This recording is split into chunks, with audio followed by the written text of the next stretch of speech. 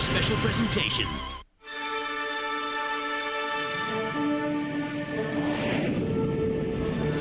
This is a presentation of Fox Sports. The United Airlines pregame show is brought to you by the people of United Airlines. We are united. So gets into one to right. Deep to right. Diamondbacks take the lead. Well, there's a dark cloud rising from the desert floor.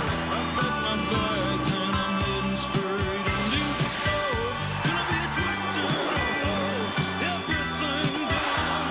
Ain't got no faith to stand its ground. Blow away the dreams that tear you apart. Blow away the dreams that break your heart. Blow away the lies that leave you nothing but lost and broken hearted. Well, dogs on Main Street howl, so I understand if I could take one moment into my hands. Mr. I ain't a boy, no, I'm a man, and I believe in a promised land, and I believe in a promised land, and I believe in a promised land.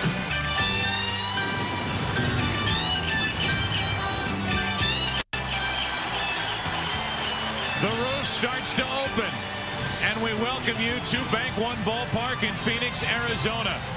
At the tail end of a long day of sports in this country, we at Fox are proud to present Game 2 of the 2001 World Series. It's the New York Yankees and the Arizona Diamondbacks, with Arizona up 1 game to none. I'm Joe Buck, Tim McCarver in just a moment. Well, everybody's talking about this 1-2 punch for the Diamondbacks in their starting rotation. Punch 1, Curt Schilling landed right across the Yankees' jaw last night. Not only did he get the victory, but he kept the pitch count down. 102 pitches on the night, and according to Bob Brenly, that's like him shaking hands. So he's available in Game 4 if they want to go that way. Tonight it's Randy Johnson against Andy Pettitte, who has made 3 road starts in his World Series history with a combined ERA of 0. Can he help the Yankees split the first 2 games here, or will it be 2 games to none heading to New York after tonight's game? For more on tonight's game and more about last night's game, let's go down to the field. Jeannie Zalasko and Kevin Kennedy. Joe, thank you. The pitching was superb. The hitting relentless. The pinstripes certainly look like World Series winners. Of course, these pinstripes were purple. The Yankees, you might say, were counseled in the desert, Kevin, as in Craig Counsell. Well, usually in the postseason, Jeannie, a role player comes up big, and that's exactly what Craig Counsell has done. Here's a guy that has to fight every spring to make a ball club. Bob Brenly gave him the opportunity, and Craig Counsell has delivered. Go back to the Atlanta series in the NLCS. Counsell was the MVP of that series with hits like this. You pitch him away, he'll hit it away. He'll go the other way. You pitch him in like the Yankees tried to do last night. He changed the momentum. Down 1-0 in the first inning. Counsell got it back. He turned around him. You see the fastball in for a home run. Now here's a man that only hit 4 home runs during the regular season. He's already hit 2 in the postseason. Maybe you don't have to worry about Luis Gonzalez and Matt Williams so much. Maybe it's Craig Counsell that the Yankees better pay attention to. It's always the little guys. And this little guy, by the way, is the only member of the Arizona Diamondbacks that has actually won a world championship. He said he'd like to win another one for Team Geritol. By the way, that ring counts 97. He keeps it in a closet at home, but he keeps the memories close to his heart. You know, I think it's more than anything. It's just something you carry with you. You know, you don't carry it, on the outside more. It's just you carry it with you on the inside, and that's what makes it so special. And these guys, the guys in the clubhouse, they all want the same thing, and I want it for them so badly. I think when we won Sunday night in Atlanta, the best part about it was, the looks on all those guys' faces. Mike Morgan, Greg Swindell, Mark Grace, Jay Bell, just how happy they were that, after 15 years and having accomplished everything, that this was the only thing that they really haven't accomplished. And the looks on their faces and the feelings that they had, that made it really, really special. All right, well, let's be honest. There was was absolutely nothing special about Game 1 for the Yankees. They managed just 3 hits, the fewest they have managed in a World Series game in 38 years. 5 unearned runs. Oh, yeah, they did allow that, didn't they? The most they've given up in a series game in 28 years, Kevin. Well, Jeannie, when you think of Joe Torre postseason Yankee teams, you think of starting pitching, good defense, some timely hitting late in the ballgame to pull things out. The Yankees had none of that last night, especially the defense. Justice played right field. He made a big error in this ballgame. Bernie Williams one-handing the ball where you should two-hand to try to throw a runner out at home plate, and then they don't get Finley at third base. There was a 4-run third inning and a 4-run fourth inning for the Arizona Diamondbacks last night. Scotty Brocious also made an error. The Yankees gave up 5 unearned runs. That's not going to get it done. And, of course, Kurt Schilling only had to go 7 innings, as Joe Buck mentioned. And the Yankees admit, okay, Game 1 was embarrassing, but it is not devastating. Sure, they lost 9-1, but they did not play their best baseball and get beat up. So tonight, it is Andy Pettitte to the rescue. How many times have we heard that? Well, he has started 5 World Series games and won all 5 of them. We're talking his consecutive streak. He hasn't lost a World Series game since Game 1 of '96. Well, Andy Pettitte always comes up big in big games and down 1-0. This is a big game, and he can get left-handers out. He handled Ichiro of the Seattle Mariners by going up and in early in the count and then down and away with his breaking ball late in the count. Expect much of that tonight versus Craig Counsell. He's got that great overhand curveball when he's on. He's not afraid to throw it to right-handers as well. He'll backdoor it. He's got a great pickoff move so he can neutralize the running game. Randy Johnson has to have command of the fastball early. Take you back to against the St. Louis Cardinals right here. He missed location trying to go in. He left it out over the plate. Pujols hit a home run into the right field corner. Same thing with Julio Franco. He tried to go in against the Braves. Franco, he made a mistake out over the plate, home run to right field. But when he's on and has command of the fastball, that sets up his backdoor slider that he likes to throw to righties, and also the back foot slider that he likes to drop down and into the right foot of right-handed hitters like you just saw Brian Jordan. Randy Johnson, if he has command early in the fastball, look out. For a power pitcher, you got to get through the first inning. Once you do that, and you relax a little bit, you get into the flow of the game, Randy Johnson can be lights out and go deep into this ball game. And as Joe Torre warned us, hey, I may only have one lefty in the lineup tonight, and that will be Andy Pettitte, who admitted he was really excited about swinging a bat in the World Series, and then he realized he'd have to face Randy Johnson. Now, forget about it. You'll probably see Andy Pettitte bailing tonight. You don't want to see him getting hurt, but I'll tell you what, the right-handers are in the lineup tonight. Spencer's in there. Velarde's in there at first base. Tino's out of the lineup. All the righties are stacked against Randy Johnson tonight for the Yankees. And Randy Johnson, of course, has been working on that splitter, but that is not his secret weapon. He says his weapon is his best friend, Jamie Moyer, of course, from Seattle, who did a pretty good job with the Yankees. He has faxed Randy a cheat sheet. We need your help with a cheat sheet for the managers. Last night in our first guest poll at FoxSports.com, Bob Brenly, by the way, agreed with 68% of you to pull Schilling in the 7th inning. Tonight, we're going to give you the opportunity to first guess Joe Torre and Brenly again. So log on to FoxSports.com now and keep watching the game for your chance to vote. The road to the World Championship goes through Fox Sports. So does the road to the Super Bowl. James Brown is in Los Angeles with an NFL update. Just sliding into home plate, it's JB with the score. Thank you so much. As we gear up for Game 2 here in Phoenix, Ray Charles gearing up to perform. You don't want to miss that, and you don't want to miss this. After a full day at the office Saturday, Kurt Schilling planned to lay low tonight. No such luck. He was honored with the Roberto Clemente Award presented by John Hancock for his work on and off the field. Garrick and Gabriella, his 2 kids, unveiling the sign. That's Grant, 2 years old, so he's just going to clap. Also a Subway Series reunion for Joe Torre and Bobby Valentine, accepting a special recognition award for the city of New York. As for the city of Phoenix, their Diamondbacks have a 1-0 World Series lead versus the Yankees. Bob Brenly knows all it means is we're up 1 game instead of down 1. Will they make it a 2-game lead? The journey continues next on Fox.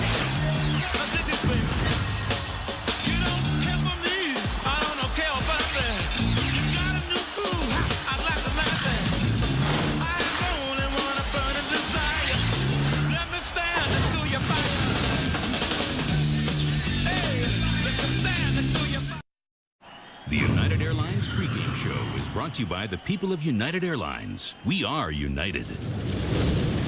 A special moment before the start of game number 2 of this World Series. Right now, let's join public address announcer Jeff Munn. Ladies and gentlemen, to honor America with the singing of America the Beautiful, please welcome the man and his soul, Mr. Ray Charles.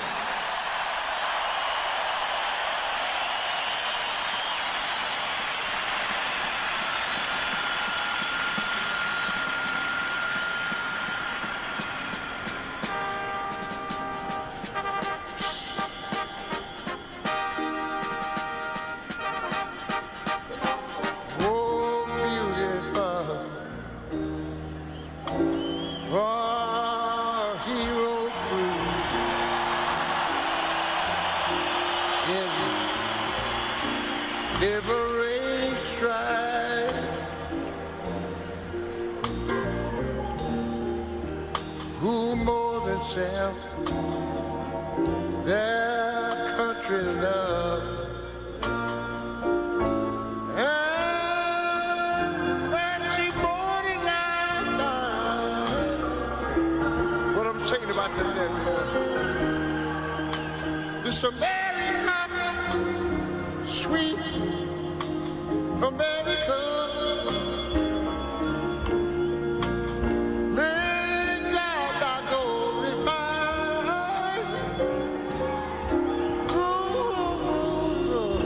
till all success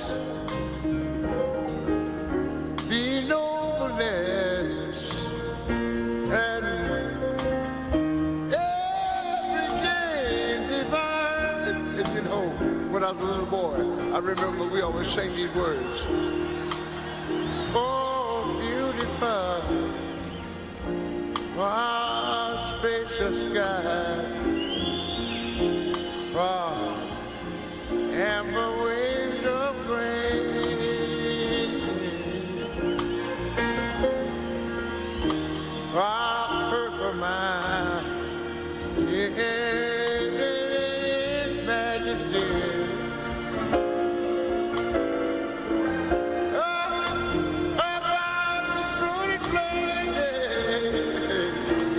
Wait a minute. America, America. God, take grace on thee. God, I love the mankind, yeah. He crowned our good. I don't you remember? Say me, brotherhood. From sea to shining sea. You know, I wish I had y'all to help me sing this thing here. Go ahead. America.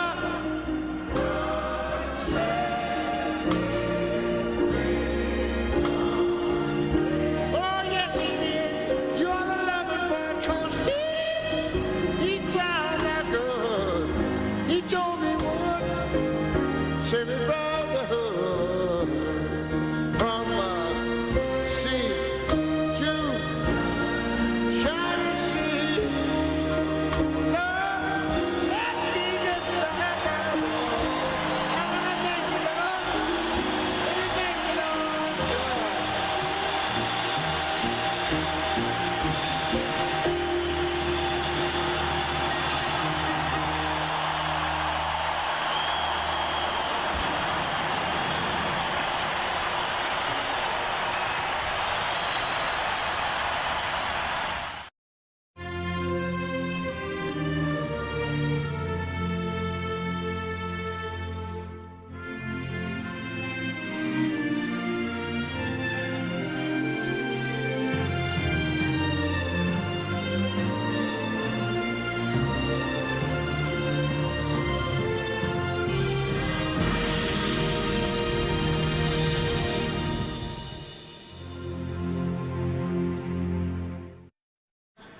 The United Airlines pregame show is brought to you by the people of United Airlines. We are united. Jr., Tony Gwynn, and Barry Bonds.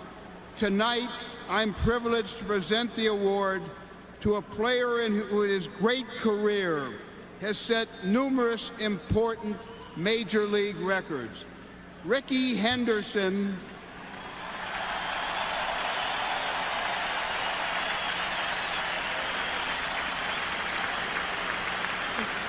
Rickey Henderson broke Lou Brock's record for most career stolen bases 10 years ago. This year, he broke Babe Ruth's record for most walks and Ty Cobb's mark for most runs scored.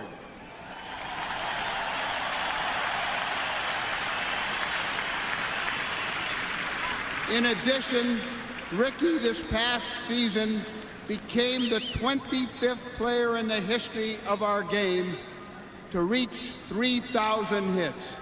Congratulations, Rickey.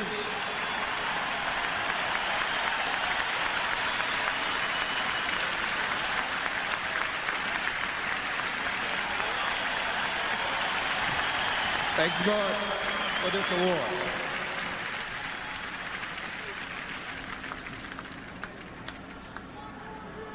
I'd like to honor this award to my teammates because I don't think I could achieve all the records, all the goals that I have achieved in baseball without my teammates.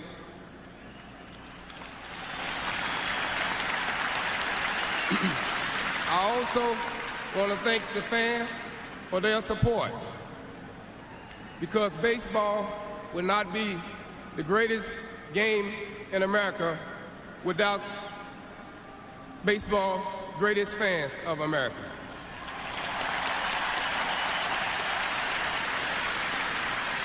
God bless America. Thank you. And now, throwing out tonight's ceremonial first pitch, Rickey Henderson.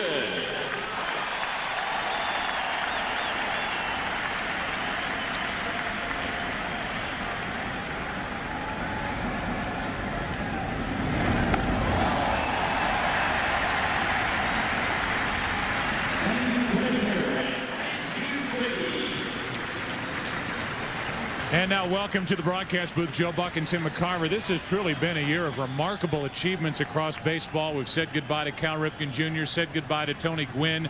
All that Barry Bonds did, he was honored last night. Rickey Henderson honored tonight for his wonderful career. We talk about this series and about this game and about last night's game. I mean, what the heck happened for the New York Yankees? A very atypical performance for the three-time defending world champion. Well, since the New York Yankees, Joe, were dominating in 1996, they have been a ball club with which to cope. They have been the intimidators.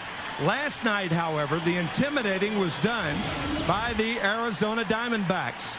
9 runs allowed by Yankee pitching, 5 of which were unearned, 2 errors, the most since 1981 in Game 6 when they lost to the Dodgers, and 3 hits, the fewest in a game since Don Drysdale beat them in 1963. So the question at the top of that graphic, who were those guys? For some of the Yankee lineup tonight, the question is, who are these guys? It's a very different looking lineup because of Randy Johnson on the mound for Arizona. And no one can alter a lineup like Randy Johnson. The 3 big left-handers, Tino Martinez, David Justice, and Paul O'Neill, are out of the lineup only 4 times since David Justice was traded to the Yankees a year and a half ago. Have all 3 been out of the lineup. So that's how important Randy Johnson is to the Diamondbacks. And how important is this game tonight? Randy Johnson pitching for Arizona. We both talked to Curt Schilling prior to tonight's game. He said after going only 102 pitches last night, he is not only ready for Game 4, but I think unless the Diamondbacks are up 3-0, he expects to pitch Game 4 at Yankee Stadium. And that's what Bob Brenly implied to us in our meeting with him before the game. So it's Randy Johnson tonight against the New York Yankees. How will this series head to New York? 2-0 Arizona, or a split 1-1? We're about to find out. Randy Johnson, Andy Pettitte, Diamondbacks, Yankees. Game 2 of the 2001 World Series comes your way next on Fox.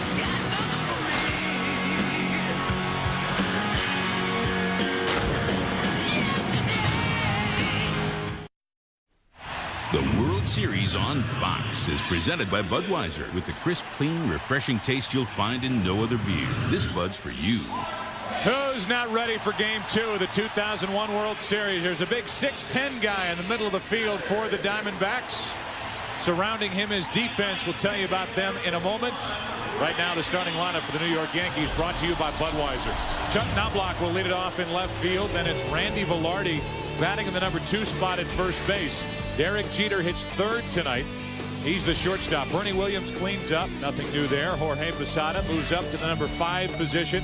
Then it's Shane Spencer starting in right field, batting 6th. Alfonso Soriano hitting 7th.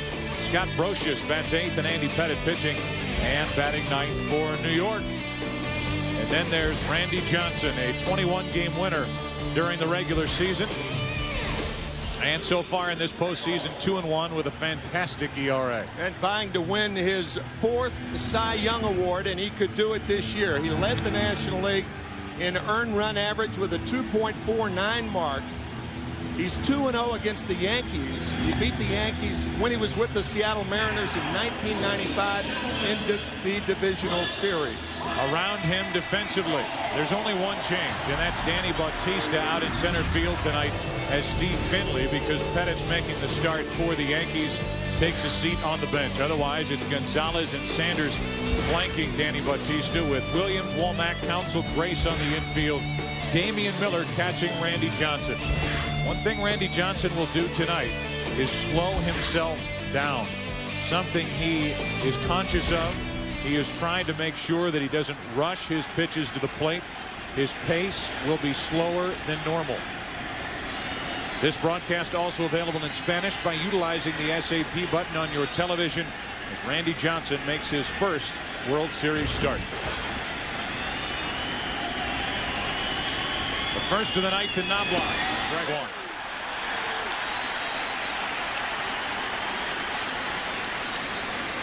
Hitless last night, a .250 hitter during the regular season.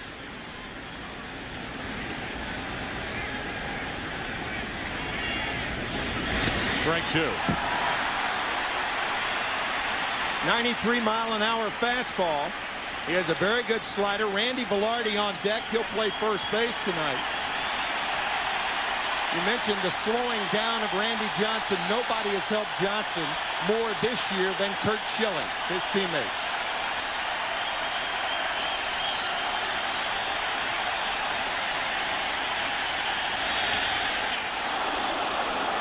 One ball, 2 strikes. There's Curt Schilling. It's kind of 6 degrees of Kevin Bacon with Roger Clemens at the top of the pyramid, with how Clemens has influenced so many involved in this series. A 1-2. Got it.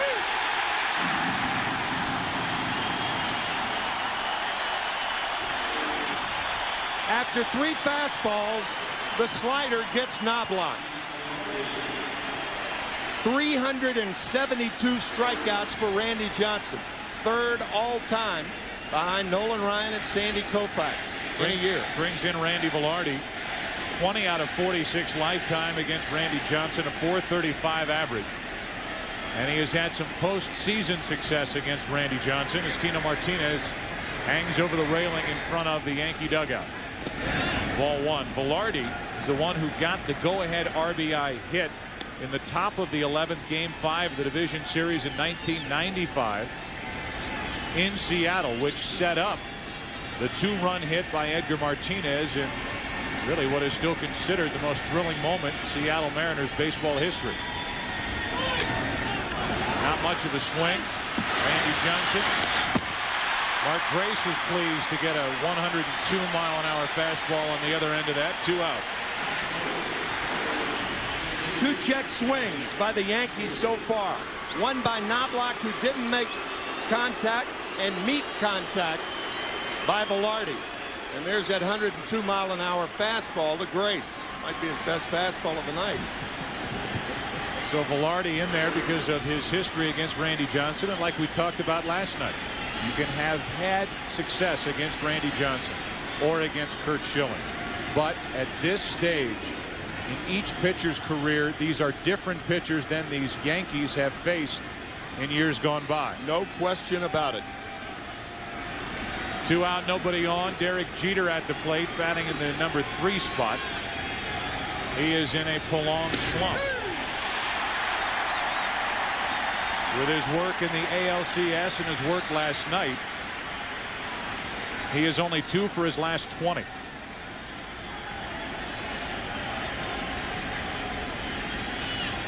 Two out, nobody on, no balls, 1 strike on Derek Jeter. That's foul. We talked about Roger Clemens a bit earlier. Clemens has influenced Schilling. Schilling has influenced Johnson. Clemens has influenced Andy Pettitte. And Pettitte will be on the mound tonight for the Yankees. Clemens will start game 3 in New York on Tuesday night.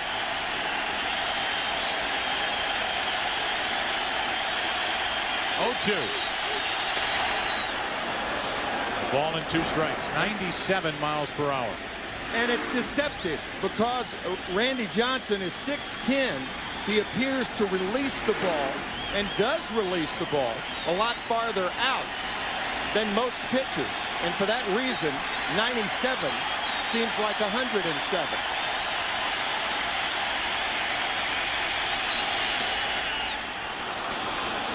Two and 2. You can see 95 miles per hour at the top of your screen in the Fox box. The count 2 balls, 2 strikes, 2 out in the inning. We're in the top of the first. Nobody on base. Top left-hand corner of your screen, and we are just underway, no score. Knobloch struck out. Velarde bounced back to Johnson. And it's a 2-2 count on Jeter.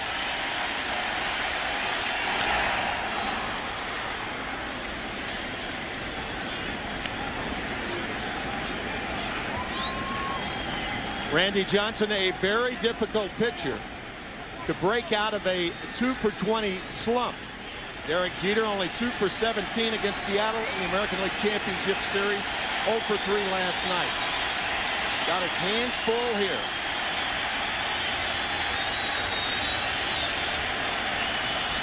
Another 2-2 pitch. Foul tip, struck him out. And a perfect first inning for Randy Johnson.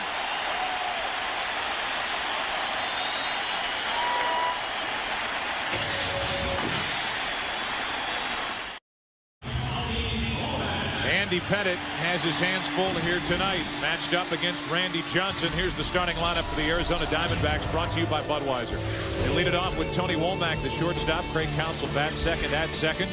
Then it's Luis Gonzalez hitting third. Reggie Sanders, the cleanup hitter.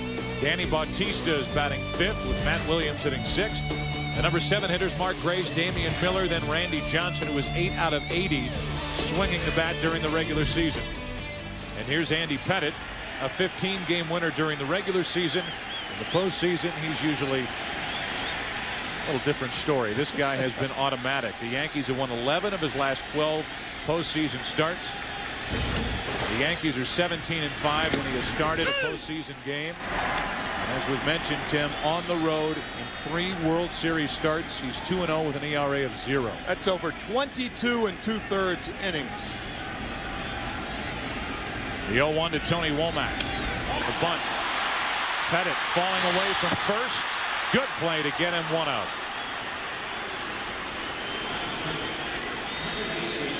We have had 4 hitters hit tonight, and we've had the ball travel about 60 feet. The check swing by Velarde, and now the bunt by Womack. Andy Pettitte off balance, and a fine throw to just get Tony Womack. Pettitte, a different pitcher, obviously, than Randy Johnson. Of course, every pitcher is. Andy Pettitte, for the most part, tries to make the hitter put the ball in play. Johnson tries to miss the bat.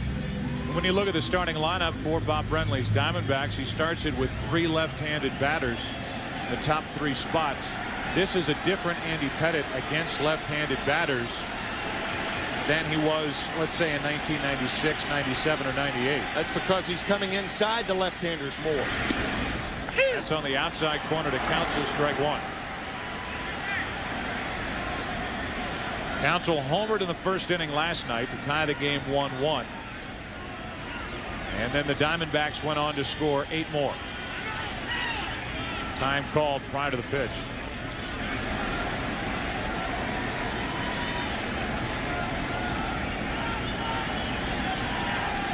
Like Clemens, just peeking out from under the bill of the cap. with that stare into his catcher Posada. And the 0-1 pitch. High heat got it by him, 91 miles an hour. It's 0-2. Andy Pettitte has even taken up the regimen of Roger Clemens, working out with Clemens in the offseason. His endurance this year, says Andy, has been better than any other time in his career.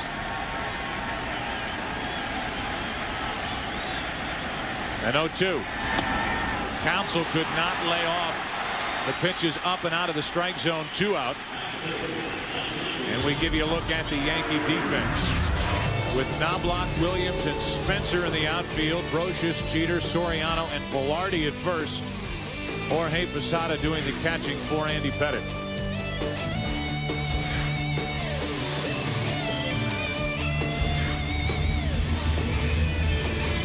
So with 2 out, nobody on, the batter will be Luis Gonzalez.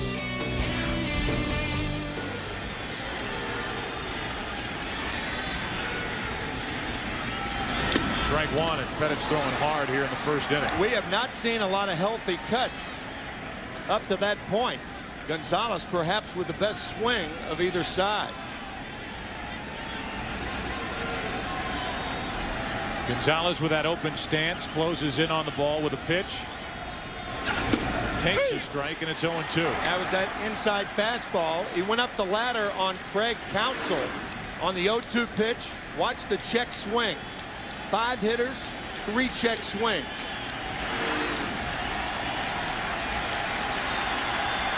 Now an 0-2 to Gonzalez. How about this start? 2 strikeouts for Johnson, 2 strikeouts for Pettitte. Second inning, game 2. No score. The World Series on Fox, presented by Budweiser, is brought to you by the people of United Airlines. We are united. By the Intel Pentium 4 processor, the center of your digital world. And by Budweiser, with the crisp, clean, refreshing taste you'll find in no other beer. This Bud's for you. The 4, 5, and 6 hitters for New York: Bernie Williams, Jorge Posada, and Shane Spencer against Randy Johnson, who had lost 7 consecutive postseason starts leading into the NLCS, but he won game 1. He won the clinching game 5 with 7 strong innings. And here he is starting game 2 after Curt Schilling shut down the Yankees for 7 innings last night. Each side went in order. Williams a hit, an RBI in last night's game. He takes high for ball 1.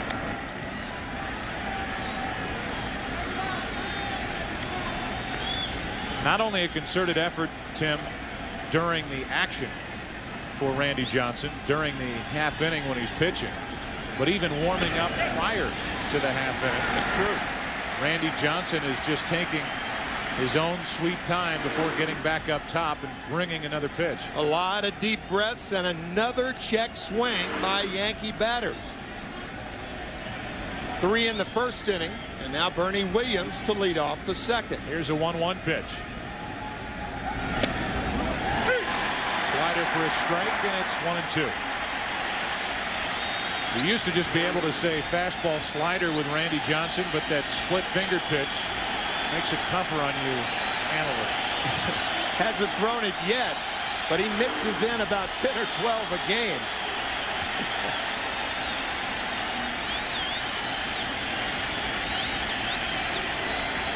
Two strikeouts so far for Randy Johnson. 2 balls, 2 strikes.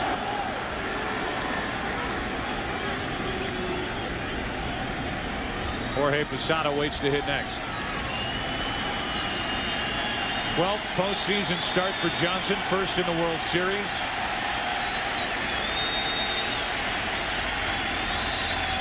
And it's 2-2. Too far inside, full count.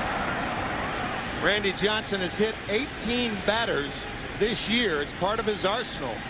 You talk to hitters, they characterize him as terrifying, menacing, words like that. Nothing comfortable said about Randy Johnson by opposing hitters. And a moth land on his uniform top. Yeah, but it left in a hurry. He brushed the moth off, and now his 3-2 pitch to Williams. Got him. 1 away. My goodness. Bernie Williams said no, it was not. A 3-2 slider. Williams probably looking for the fastball. Ball could have been low, but appeared to be high enough. 3 strikeouts now for Randy Johnson, and 1 check swing by Randy Velarde. And Joe Torre is yelling out at Mark Hirschbeck, the home plate umpire, saying that ball was too low. 1 out, nobody on for Posada. Had a hit last night, hitting .343 in the postseason. And a ball up and in from Randy Johnson.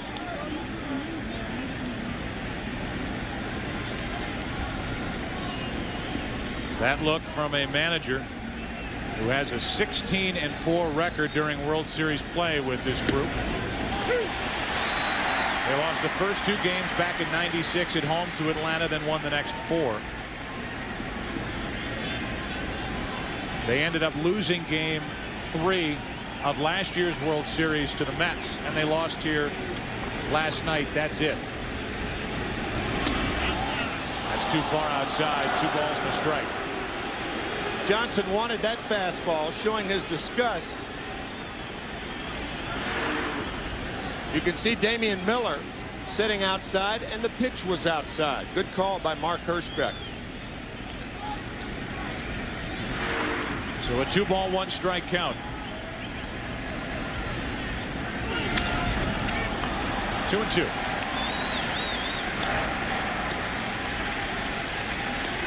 Shane Spencer next. And this crowd will crank it up, expecting to see strikeout number 4 on the night.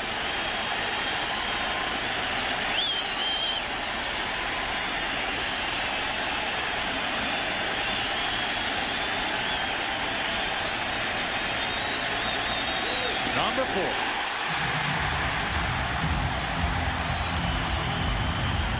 In the first inning, this is what happened to Yankee hitters. Chuck Knobloch, check swing. Randy Velarde, check swing. Derek Jeter, check swing.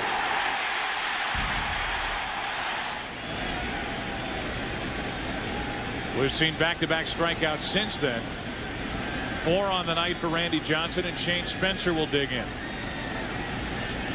Shane Spencer, who spent 8.5 years in the minor leagues before bursting onto the big league scene back in '98 with 8 September home runs and 10 down the stretch for that World Championship team. Gets a start against Randy Johnson, took a slider for a strike, and it's 0-1.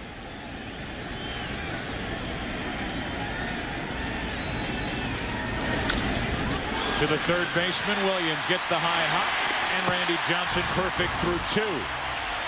Now it's Andy Pettit's turn to try to answer that. Bottom of the second in the desert, no score. The World Series on Fox, presented by Budweiser, is brought to you by the AIG Company, world leaders in insurance and financial services. By Goodyear, reminding you to take all your journeys on the wings of Goodyear. And by MasterCard, there are some things money can't buy. For everything else, there's MasterCard. Welcome back. Bottom of the second inning. Beetlejuice, Beetlejuice, Beetlejuice. It's getting to be that time of year. Halloween only 3 days away. Reggie Sanders will lead it off for Arizona in the bottom of the second.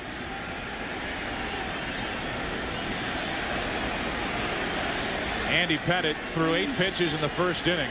They were all strikes. Sanders last night 2 out of 3. Pettit looks like he's brought his good stuff here in the early going. Strike 1 on Reggie Sanders. I think with both pitchers, both managers are thinking with the way they're throwing, both Pettit and Johnson, if you do get somebody on with nobody out, play for 1 run. Normally you don't bunt early in the game, but I think Joe Torre and Bob Brenly are thinking about that right now if they get in that situation. Andy Pettit, his 23rd career postseason start. That's the first one out of the strike zone for the night. 1 ball, 1 strike. Because of that cut fastball that's down and in to right-handed batters, the left side of the infield must be ready. That means Brosius and Jeter. Pettit mixing his pitches better. We talked about it earlier. And he slams the door on the running game. 49 pickoffs since 1996, the most in the majors. Cutter in on Sanders in the count 1-2. Yeah, if you hit that ball well, that pitch right there, if you hit it well, you're going to ground it to the left side. Posada setting up inside. Sanders swings through it. So 1 ball, 2 strikes. Now Posada sets up away. Pettit misses away. 2-2.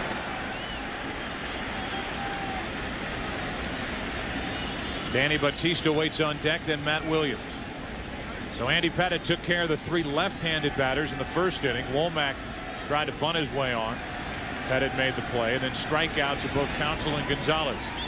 Now the first right-hander that Pettit faces, and Sanders does ground it to the left side. Base hit. Reggie Sanders now 3 out of 4 in this World Series.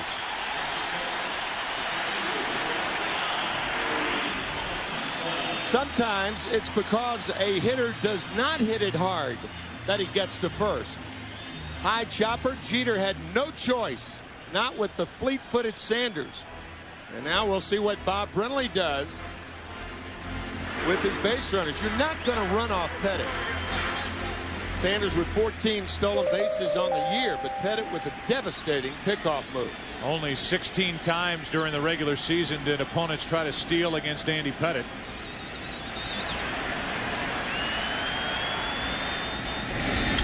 Into right center field, off the bat of Batista and all the way to the wall. Sanders motoring around third. They bring him to the plate. Soriano's throw late, 1-0 Arizona.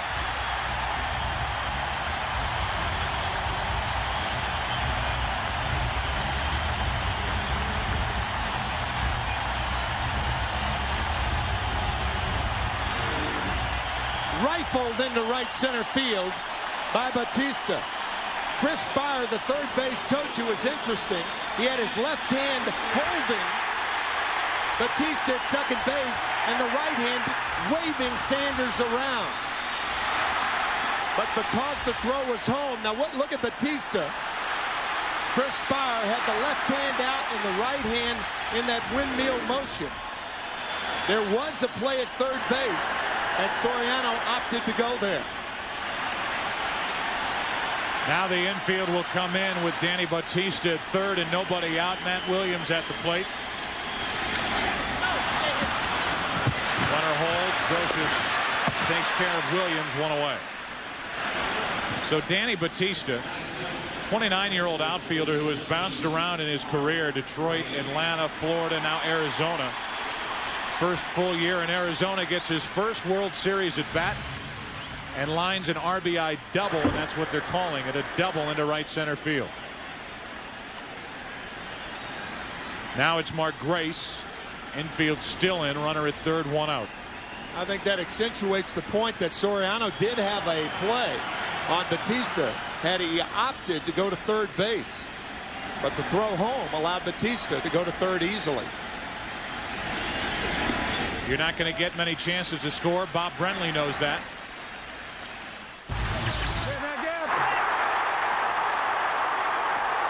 Send him.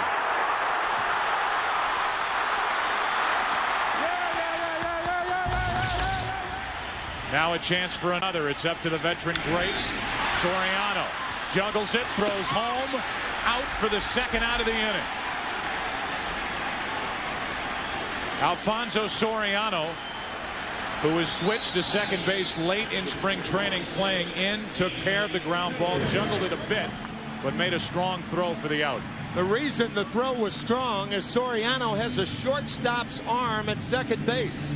He broke in as a shortstop and can afford to juggle a ball like this and still recover in time to get his man at home. So Joe Torre, because Randy Johnson is pitching, has had the infield in twice, and it has worked. So now it's a runner at first, Grace, with 2 out. Damian Miller at the plate. Strike 1.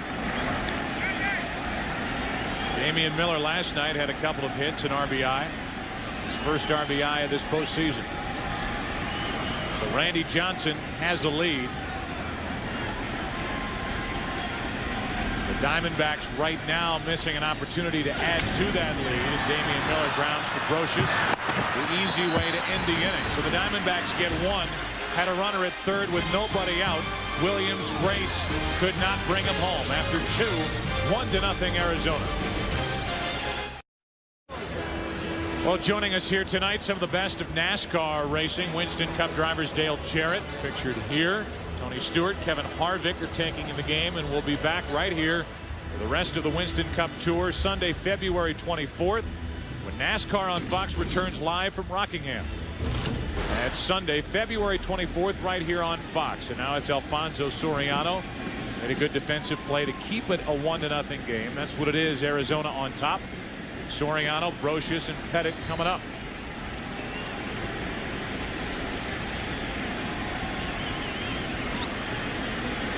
So far, no base runners for the Yankees, and not much in the way of contact. Strike one to Soriano. Normally, Bob Brenly would not have sent the runner in from third with the infield in, but with the bottom of the order coming up, Brenly considered it a good chance, and it's good baseball to do that.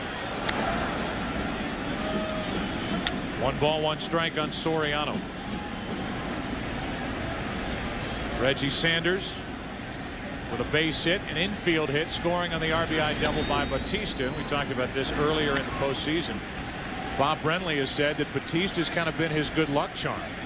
Every time he puts him in the lineup, he either makes a big catch, he makes a big throw, he gets a big hit. The way Randy Johnson is pitching, that hit, that run might stand up for a while. As the count goes to 3-1 on Alfonso Soriano. This is the first time, the 7th hitter for the Yankees, that a hitter knows what's coming. Alfonso Soriano knows he's going to get the fastball right here. He fouls it back. 94 miles per hour. And it's a full count.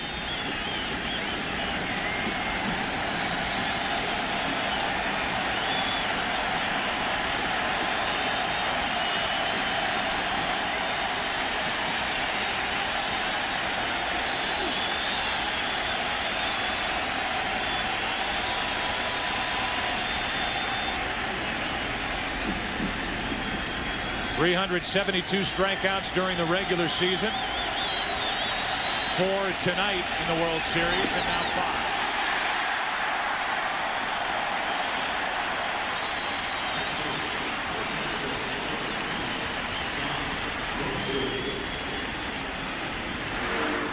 5. If he keeps throwing like this, nobody's going to get a hit.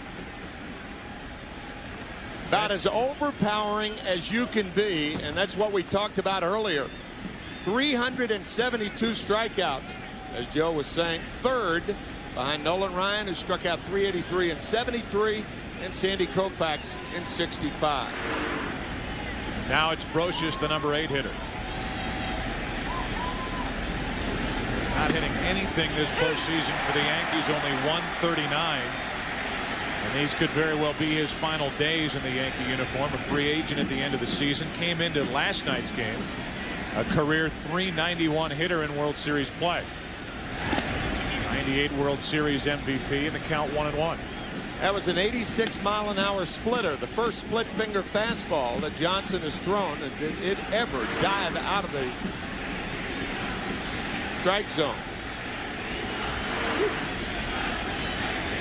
Bob Brenly will tell you, even if it doesn't dive, at least it acts as a changeup. The 1-1 at the end of the bat, strike 2.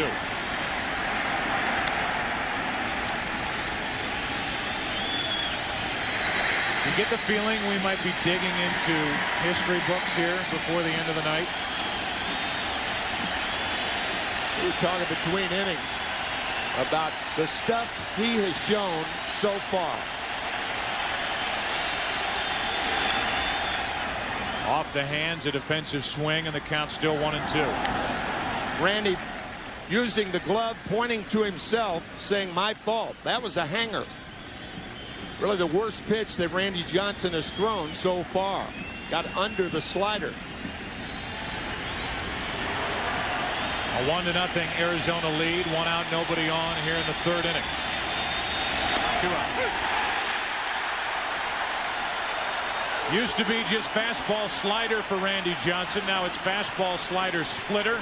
Here's Randy Johnson talking about the split fingered pitch. It's great when I have a good slider and a good fastball on the same day, but some days I may only have a good fastball, my slider's just not quite there, so it's easy for a hitter to sit on my fastball and just let my slider go by it. But now if I can throw my forkball or split or whatever they want to call it, and I can throw it for strikes, and maybe throw it 5 or 6 times in the game, at least I have a hitter going back to the dugout saying, hey, he's throwing something different.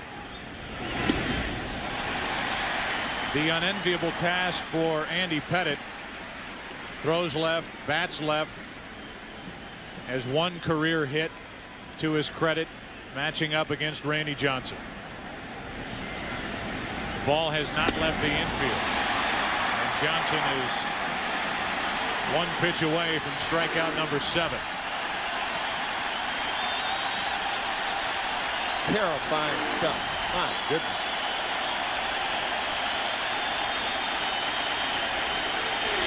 Struck out the side.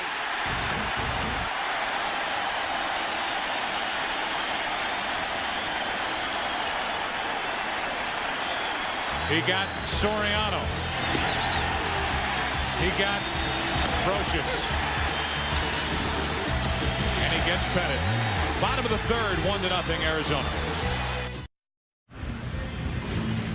Randy Johnson will lead it off. Few people know that when Randy Johnson pitched in Seattle, he made a little extra money on the side by getting to know, Tim, the fans that came to the Kingdome at that time to cheer for him. Did you know that? I did. Oh, okay. In the postseason, 0 for 8 during the regular season, 8 for 80. He throws left, he bats right. He is the anti-Eddie Goodell. Let it suffice that he throws left. He swings right. Swings right. 8 for 80 on the season. No balls, 2 strikes. When you're Randy Johnson, you don't care about your hitting. You care about your at-bats. And usually, he gets 3 or 4 at-bats a game, which means he pitches deep into the game.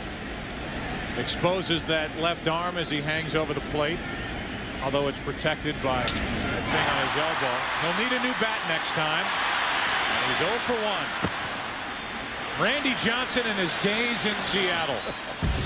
Little extra side just money. Getting away from him. A lot of people wonder what pitchers do when they're not playing.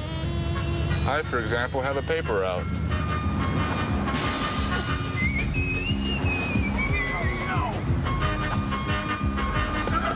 Obviously, it's not for the money.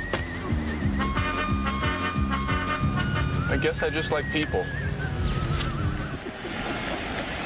The lovable Randy Johnson. Unless you're in the batter's box trying to get a hit against him. 1 out, nobody on here in the 3rd inning, and Tony Womack steps to the plate.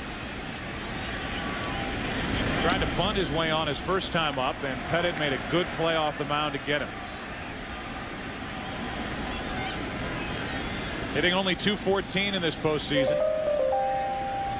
Still has one of the more thrilling swings for the Diamondbacks in this tournament back in the division series. Game 5, the 9th inning flare into left center field to bring home Danny Batista and propel the Diamondbacks into the NLCS. His only RBI in postseason. A 1-1 on the outside corner, 1-2.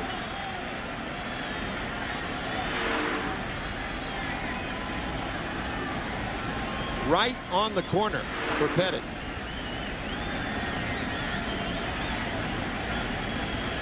On 1-2. Womack laid off.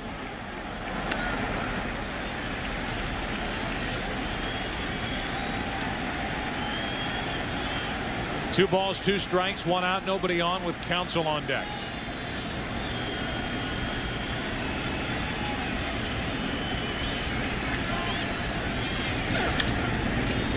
Little pop up, Brocious just out of his reach.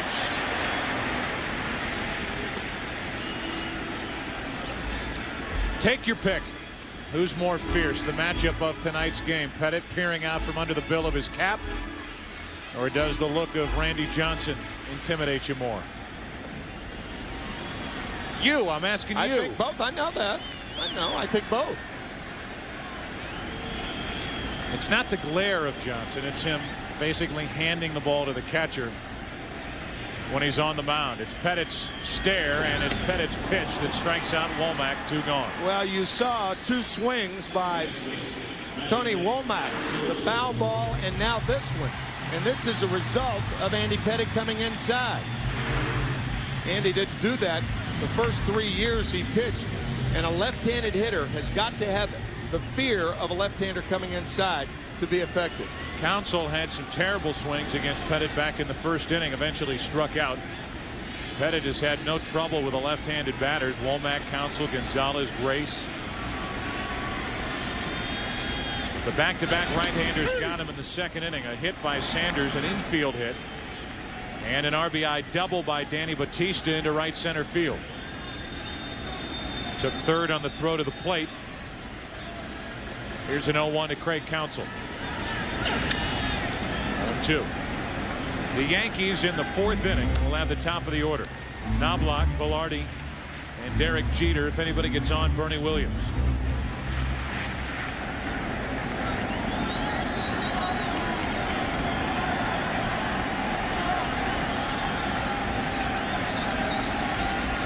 Pettitte has struck out 3.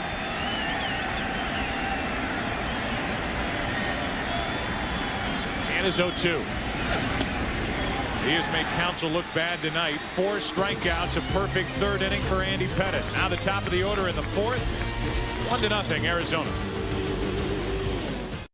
The World Series on Fox is presented by Budweiser. Budweiser, with the crisp, clean, refreshing taste you'll find in no other beer. This Bud's for you.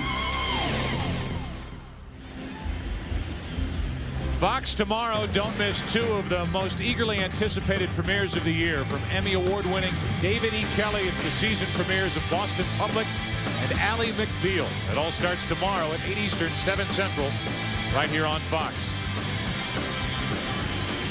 We go to the 4th inning, 1-0 Arizona, and we have already hit the history books and come up with a stat. As Randy Johnson brings it, Chuck Knobloch gets it in the air into left field. Got under it, and Gonzalez waits for it. 1 out. This is only the 3rd time in World Series history that a pitcher has had 7 strikeouts through 3 innings pitched. Bob Gibson in 1968. Game 1. El Duque for the Yankees in '99, Game 1. Bob with the all-time record of 17 strikeouts against the Detroit Tigers in 1968. 1 out, nobody on for Velarde. Tapped one back to Johnson his first time up. So far in this postseason, 1 for 7. Spent 9 years with the Yankees before leaving after the '95 season. That '95 season, the Yankees got to the division series, but lost to Seattle. Randy Johnson on the mound. Johnson was 2-0 in that division series against the Yankees, and then Buck Showalter was finished. Joe Torre entered, and this postseason run started in 1996. So Velarde is back, hoping to get that World Series ring. Again, he's staring out at Randy Johnson, and the count here 3-0.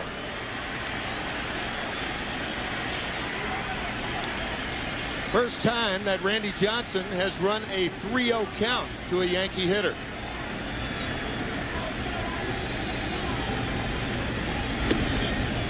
A 4-pitch walk, and the Yankees have their first base runner of the night.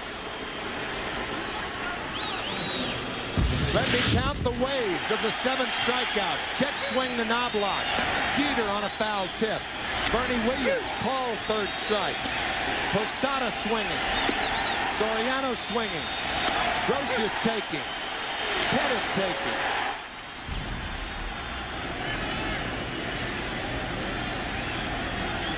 Major league record with his strikeout ratio, but right now, after striking out 7 in the first 3 innings, we got Knobloch on a fly ball to left, walked Velarde, and here's Jeter. And there's ball 1, 5 in a row out of the strike zone from Randy Johnson.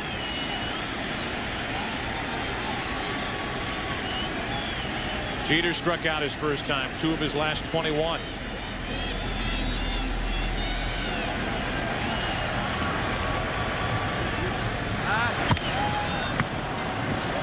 The Yankees, when they get the opportunity, plan on running against Randy Johnson. Joe Torre telling us before the game he's got to get somebody on first. But he can't run from home plate. No. Got to get somebody on, and Velarde is on with a 1-out walk. To the left side, Womack to Counsell, 2 out. Velarde came in hot with that left foot up and no chance to turn 2.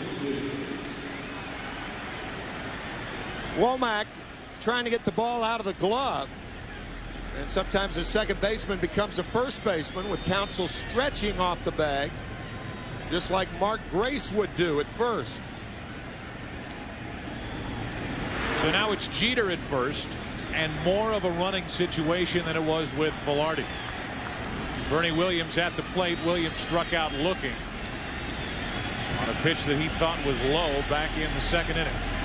Randy Johnson does not have a good move to first base. It's very readable. Strike 1.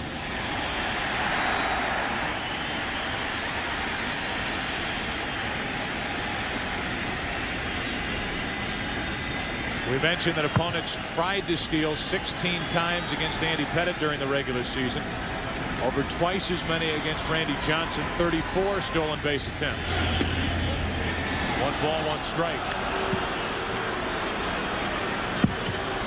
And then there's Derek Jeter, who I know you believe is, if not the best, one of the best base runners in the game. Yeah, I think step for step, he's the best base runner in the game. He was tagged out, other than caught stealings last year, twice. Too far inside, 2 balls and a strike on Williams. In 160 games, tagged out at second, third, or home. His instincts are remarkable on the bases. Is he running here with a count of 2-1? He's on his own, says Joe Torre. If he gets a good jump, yes. Not going, and strike 2. Not only not going, but rather stationary over at first base. 2 out, 2-2. Not a good base running situation, because if the next pitch is a ball, then Jeter runs automatically.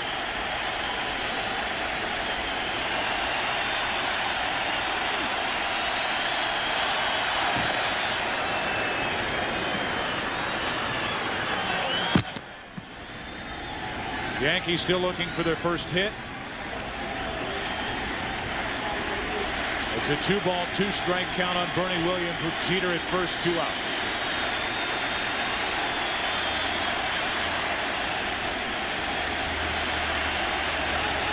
Runner goes, and the count stays 2-2. There's some managers that will put a runner in motion like that.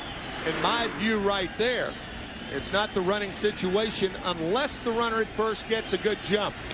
And Jeter had one then.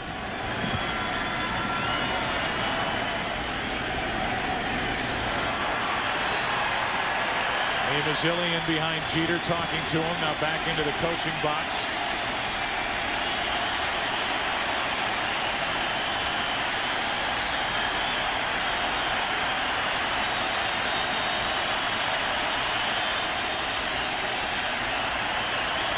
Time called at the plate.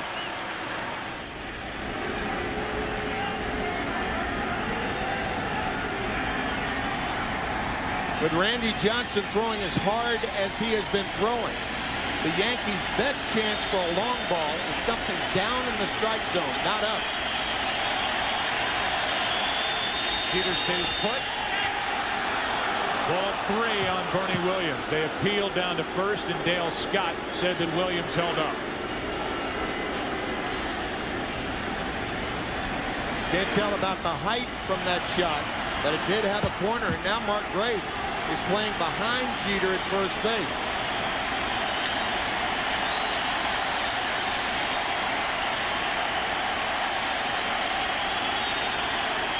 Bernie Williams with 16 career postseason home runs. 3-2. Hopper to Womack. Inning over, and the Yankees still without a hit. They get their first base runner a walk, Strand there first, and we go to the bottom of the fourth. Here at Bank One Ballpark, 1-0, Diamondbacks. Luis Gonzalez first up for Arizona here in the fourth inning, 1-0. Diamondbacks on top. On the RBI double by Batista back in the second. Gonzalez, then Sanders, then Batista against Andy Pettitte. Did allow the run in the second inning, but did a terrific job of pitching to limit it to a one-run inning. Strike on the outside corner. Gonzalez hit .312 during the regular season against left-handed pitching. He is the number 3 hitter in this Arizona lineup. Doesn't matter who's on the mound. 1-1. 5 years ago, Andres Galarraga, who ended this season with the San Francisco Giants, opened his stance and had marvelous results. So has Luis Gonzalez. 1-2. 4 years ago, on the left, you can see Gonzalez not nearly as open with that right foot pointed toward first base as he is now.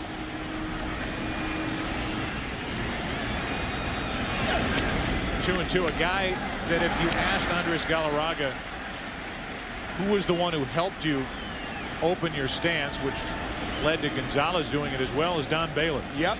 Who was Andres' hitting coach in St. Louis and then his manager for those years in Colorado. 1 out. And Andy Pettitte rings up his 5th strikeout of the night. Andy Pettitte's not throwing as hard as Randy Johnson, but almost as effectively. You can see the cut fastball on the outside part of the plate to get Gonzalez. There's Laura Pettitte, Andy's wife, as Andy works with 1 out, nobody on here in the 4th inning. The next 2 guys responsible for the only offense of the night. Reggie Sanders with an infield hit, a bouncer to the left side that Jeter put in his pocket. And then Danny Batista with an RBI double into right center. That is all. And then Batista was standing at third with nobody out. Williams grounded out. Grace grounded into a fielder's choice and out at the plate. And Miller bounced out. Off the hands, a weak pop up, and Velarde hauls it in, 2 out. And once again, from Joe Torre's standpoint, from a strategic standpoint, it was the right thing to do. Torre realizing that the Yankees are not going to score a lot against Randy Johnson, so he pulled the infield in, and that saved at least 1 run. With 2 out, nobody on, here's Batista. He came up with a big hit in the clinching Game 5 of the NLCS in Atlanta, and obviously has the only RBI tonight. Last time up, a double to right center field. Scoring Reggie Sanders, the only run of the night.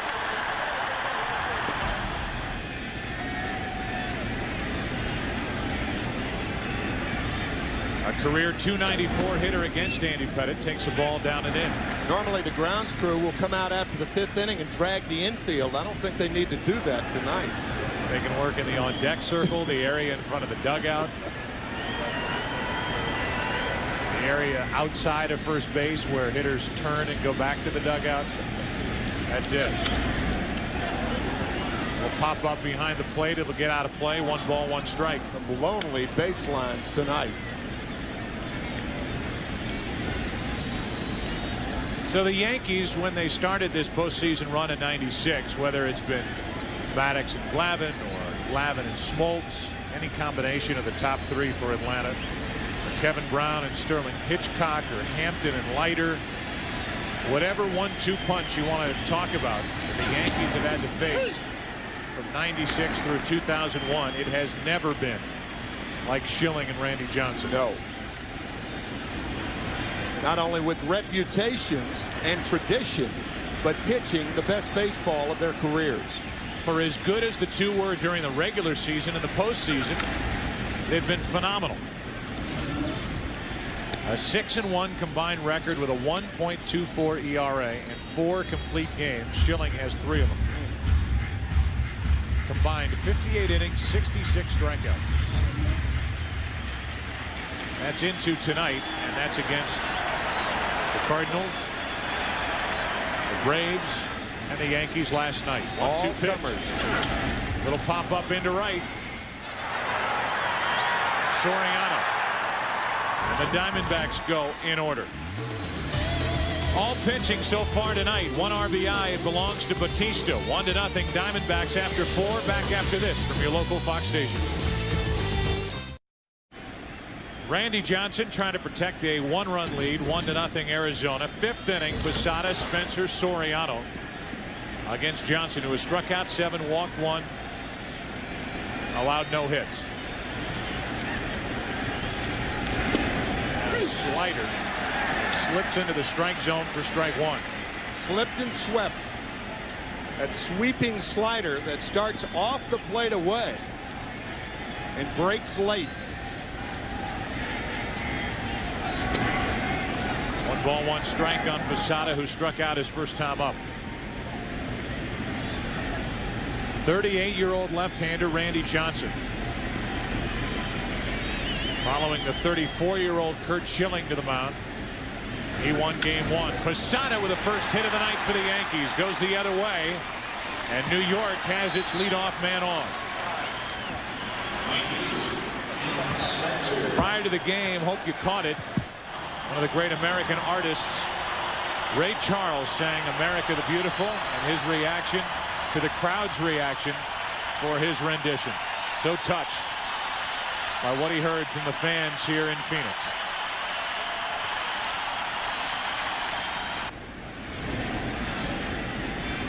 We'll hear a little more from Ray Charles in a moment. Right now, with the tying run on and nobody out in the 5th inning, it's Shane Spencer.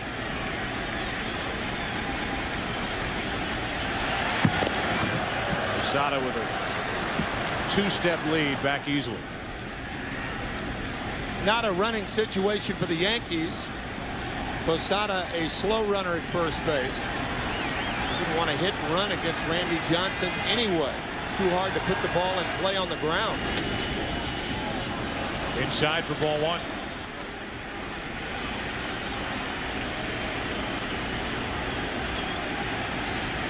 Soriano next.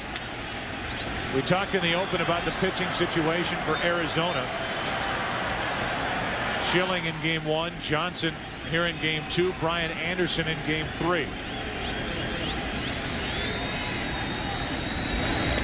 Good play by Miller to keep the ball at the plate. The plan is to throw Miguel Batista in game 4 unless the Diamondbacks are down 2-1, maybe even up 2-1. The only situation, at least in our opinion, and from talking to Curt Schilling, where Curt will not pitch is if Arizona's up 3-0. Bob Brenly is leaving that option open, obviously, but with Schilling throwing on only 102 pitches last night, if they're up 2-1, I think he starts on Wednesday night. Here's a 2-0 pitch. Spencer pounds it foul down the left field line. Shane was waiting for that pitch, got it, but pulled the trigger too soon. Only the second predictable pitch that the Yankees have had to hit, because Johnson has been on top of all the hitters and Spencer out in front pulls it foul. So now it's 2-1.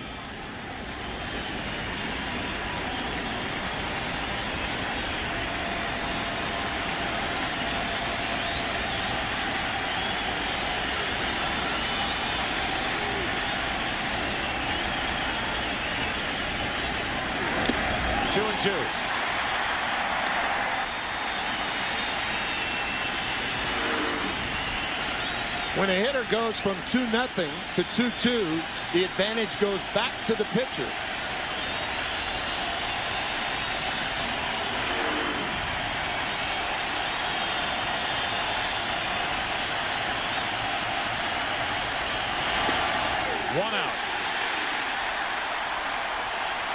They're loving it here in Phoenix. Ain't that love on our MasterCard fan cam from Ray Charles. When you sigh, I want to sigh with you. When you cry, I want to cry some too. Now ain't that love? Oh, ain't that love that I feel in my heart for you? When your friends turn their back on you, I'll be here. Some of the families in attendance here tonight. Game 2. Now it's Soriano, and that's strike 1. Pitch bearing down and in on the right-handed hitter. Soriano struck out his first time. A hit by Posada, a strikeout of Shane Spencer, who at one point had the count in his favor 2-0. Tying run at first, 1 out. Soriano behind on the count 0-1. 0-2. Ray Charles should have been don't get around much anymore the way Johnson's throwing.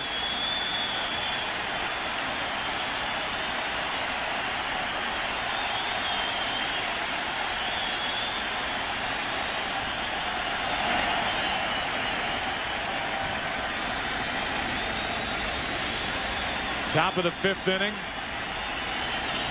Johnson in search of strikeout number 9.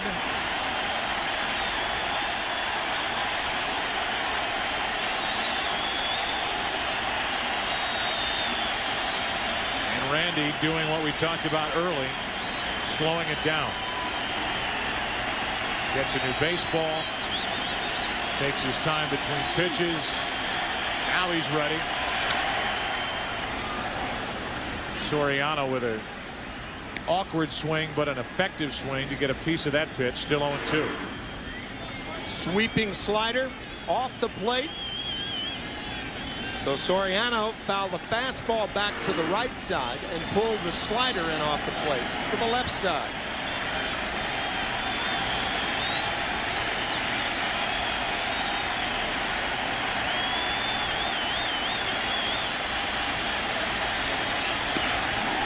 Two out, strikeout number 9.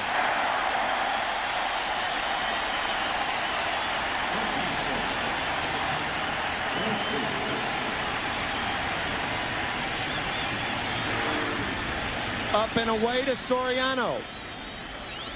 You have both sides of the plate to protect if you're a right-handed batter. With a ball coming in 95 miles an hour. The slider not that much slower. Randy Johnson struck out 20 on May 8th here against Cincinnati. It was an 11-inning game. He was gone after 9 in an eventual 4-3 Arizona win. Brocious lifts one into left field. Gonzalez there. And we are halfway through game number 2 of the 2001 World Series. From the Diamondback side, so far a series dominated by Arizona pitching. Bottom of the 5th, 1-0 Diamondbacks.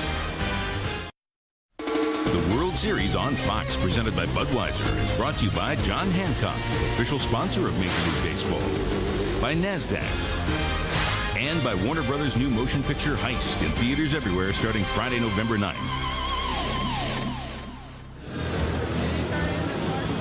Welcome back to Phoenix. In the 70s at the start of tonight's game. Up in the 90s during the day. Yesterday, as we mentioned, here in the desert, a record high of 98 degrees. It's Sunday, October 28th. It's game 2 of the 2001 World Series, and it's Matt Williams leading off for Arizona in the bottom of the 5th. The Diamondbacks up 1-0. Wow. Desert air, Joe. You'd think the ball would be carrying, but nobody knows. The Yankees have hit 2 balls out of the infield, both fly ball outs. And the Diamondbacks, meanwhile, have hit 1 ball out of the infield. That was a double to right center by Batista to drive in the only run of the game. No balls, 1 strike on Matt Williams, who missed an RBI chance his first time up. Bounced out to third with a runner at third. This time he's on with a leadoff hit. 3rd hit of the night for Arizona. A real hanger from Andy Pettitte, right around the letters, not a lot on it. And Matt Williams with a leadoff single here. Interesting situation with Grace up there batting 7th. I don't think Bob Brenly would opt for the bunt right here, not with the catcher and pitcher coming up. It's a good time to hit and run. Grace takes a strike. The thing about Pettitte, you don't want to get too far off of first base because of that move. So you have to wait. One of the side effects of his good move, he doesn't allow runners to get down on top of a second baseman or shortstop to get rid of the double play ball. Tiny lead. Williams almost surprised that Pettitte threw over, and Williams was scrambling to get back. There have been a lot of guys scrambling to get back to first since Andy Pettitte's rookie year in 1995. Best move in the game right there. The 0-1 to Grace. Tried to hold up, could not. 0-2.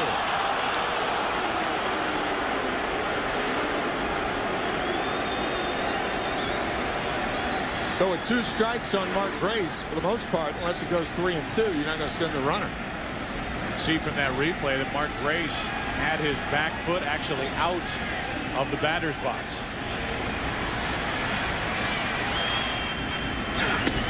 Grace strikes out. And Andy Pettitte made 3 terrific pitches to get his 6th strikeout of the night. Well, we have seen some funky swings tonight.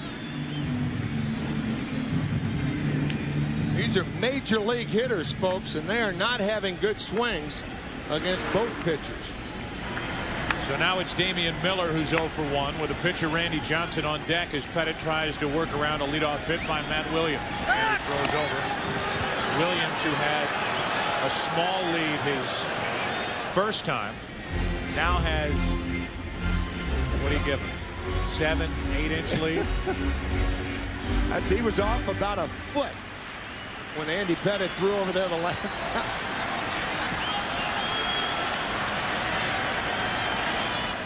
One on, one out. Miller takes a strike over the outside corner. Not only is the lead short, but you can see Matt Williams kind of leaning back toward first base. Almost softball rules with Andy Pettitte on the mound. Pettitte making his 7th World Series start. Has a World Series high 6 strikeouts. We're only in the 5th inning. And he's on his way to another as he runs it to 0-2 on Damian Miller.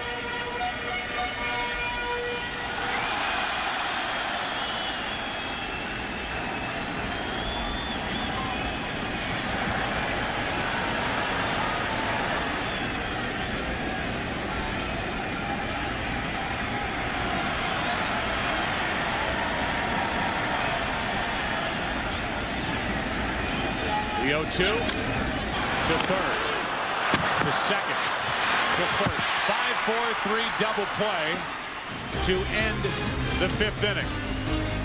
We go to the 6th. Yankees will have Pettitte to start it. They trail 1-0.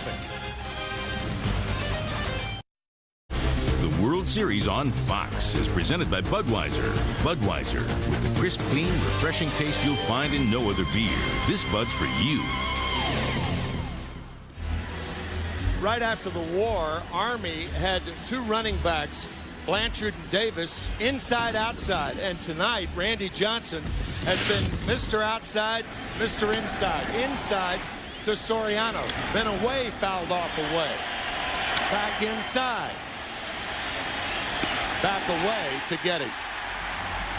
That's what the Yankee hitters tonight have done. They've backed away from home plate. Johnson fanning 9 on the night. Take a look at tonight's box score for the Yankees, brought to you by John Hancock. Chuck Knobloch 0 for 2 with 1 strikeout. We list the strikeouts. Soriano has struck out twice. The only hit belongs to Posada, a leadoff hit in the 5th inning. He never moved as Spencer and Soriano each struck out after the hit, and Brocious fly to left. Andy Pettitte struck out his first time, and he will try to at least make it look good starting the 6th inning. against Randy Johnson.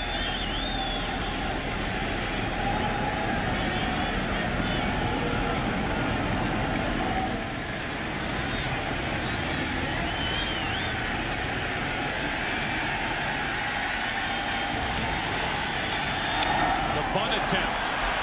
Matt Williams with a bare hand pick up and throw, 1 out. Good effort, good try by Pettit, but Matt Williams equal to the task, 1 away. Matt Williams very deliberate with this throw to first base, knowing that Andy Pettit has not run the bases, so why hurry the throw? Bare hand pickup, nice play.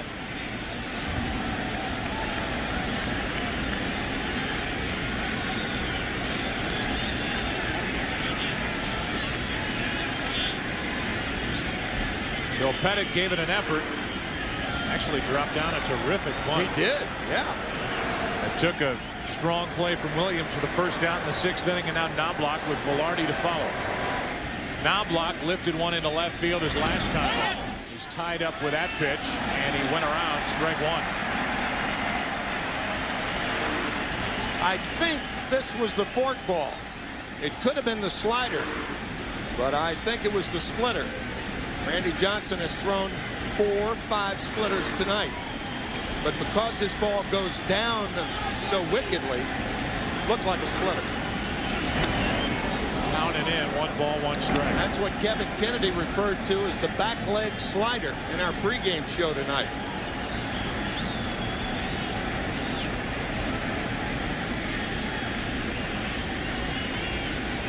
The Yankees have 1 hit, 1 walk. Knobloch with a 1-1 pitch, pops it up. Behind the plate, Damian Miller did not make the catch as it glanced off the screen. Bob Brenly's going to argue, but you could hear it.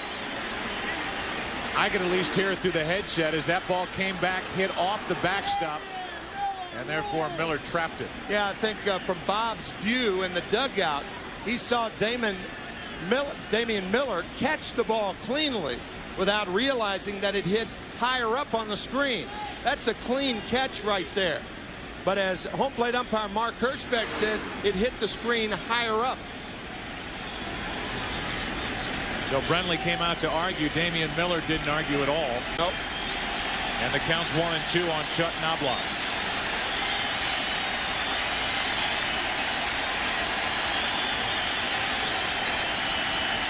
With 1 out, nobody on. Knobloch is the 2nd out.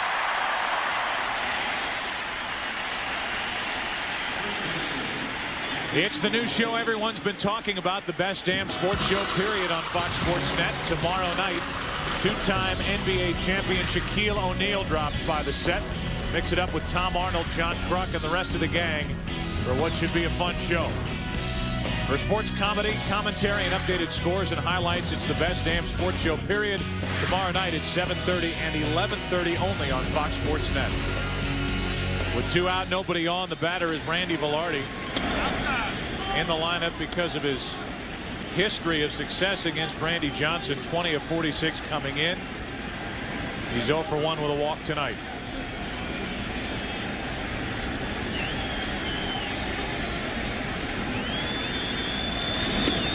One ball, 1 strike.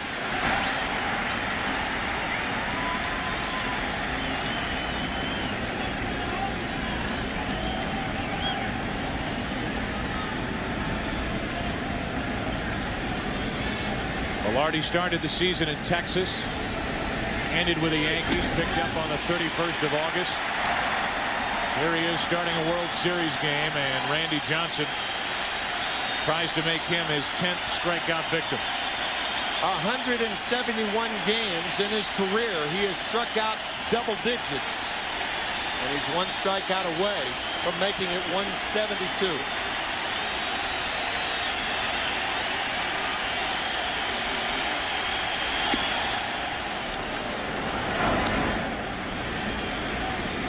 Two balls, 2 strikes. 2 out, nobody on. Talk about Tom Arnold. There he is with a Yankee hat on. Watching as Randy Johnson looks for number 10. Velarde to third. Matt Williams, throw perfect. And Randy Johnson has been awfully close to perfect here tonight. A walk, a hit against him. 9 strikeouts. So far a shutout. Bottom of the 6th inning, 1-0 Arizona.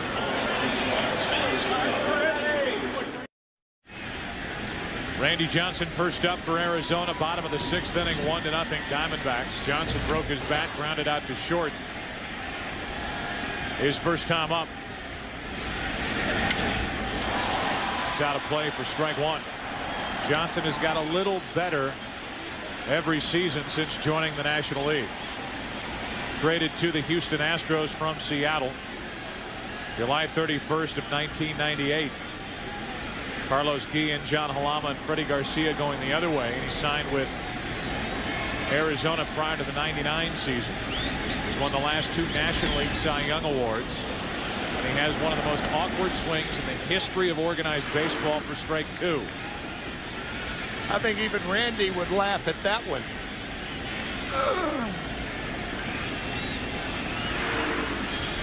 0-2 the count. 1 away. I believe the Colorado Rockies, the organization that started this tradition, and it has become tradition in Colorado, and it is with other teams around baseball, a Little League field named after Randy Johnson. Randy Johnson putting money into that Little League field, and that's him signing autographs and being there at the opening of that Little League ball field. Jerry McMorris, Bob Gebhardt, the general manager with Colorado at the time.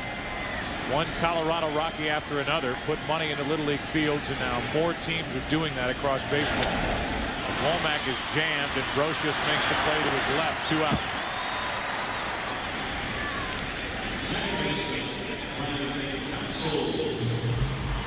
How about the box score for the Arizona Diamondbacks?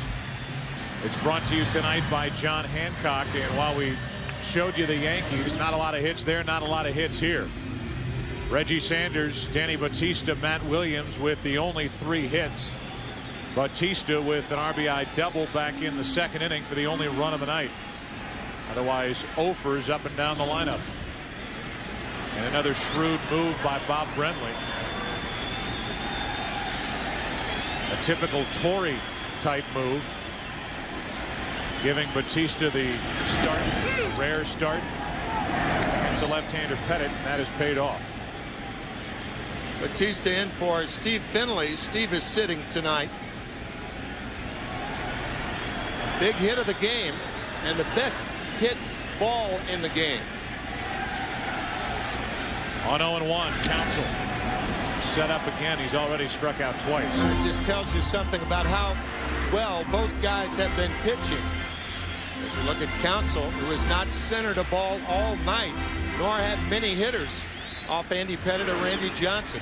A lot of balls hit off the handle. A lot of balls swung through off the end of the bat. Look at that ratio. Man. 48-9 strikes to balls, and now the 0-2. Worth it there on 0-2. 1 ball, 2 strikes. So 5 out of 6. Every 5 out of 6 pitches Pettit has thrown has been a strike. 2 singles and a double allowed, no walks, 7 strikeouts. 2-2.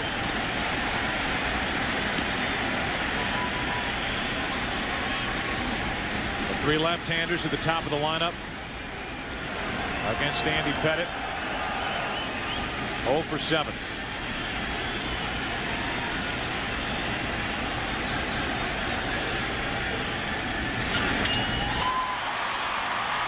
For 8. Counsell grounds out. First time he's put the ball in play, and we go to the 7th inning. Randy Johnson back to the hill with Jeter, Williams, Posada coming up. Back after this from your local Fox station.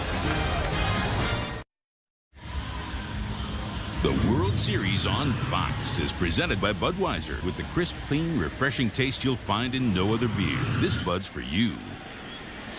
There have been a grand total of 5 balls hit out of the infield tonight as we move to the 7th inning of Game 2. The Yankees down 1-0 trail Arizona, and Randy Johnson 1-0 as Jeter leads it off. Yeah, the Diamondbacks have 2 base hits out of the infield, and the Yankees have 2 outs, fly outs, and the only hit by Posada. Remarkable. First pitch of the 7th inning. Jeter up there ready to swing. Got a pitch up and out over the plate, fouled it back, strike 1. Jeter has struck out tonight, bounced into a force out. Williams and Posada will follow. Randy Johnson gave up 19 home runs during the regular season. He's given up a couple in the postseason. One to Julio Franco and one to Albert Pujols, the rookie for St. Louis, in Game 2 of the division series. And Joe, we talked about Derek Jeter earlier. If he gets a ball down, that's the ball. That's his home run pitch. Down and in. That caught the corner. Not according to Jeter in the count 0-2. This pitch belt high on the inside corner.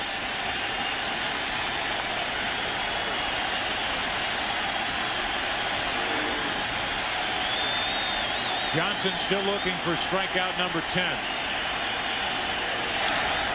Jeter is jammed, and Williams gets a tricky hop, makes the play, 1 out. With Bernie Williams coming up, we ask you to go to MLB.com to bid on special autographed and game-used items currently up for auction to benefit the Disaster Relief Fund.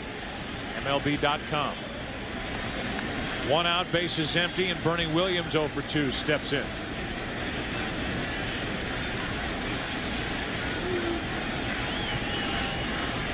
Saying a hitter is 0 for anything in the Yankee lineup is redundant, with the exception of Jorge Posada, who has the only Yankee hit, a leadoff single in the 5th inning. Slider misses up and away. Ball 1 to Williams.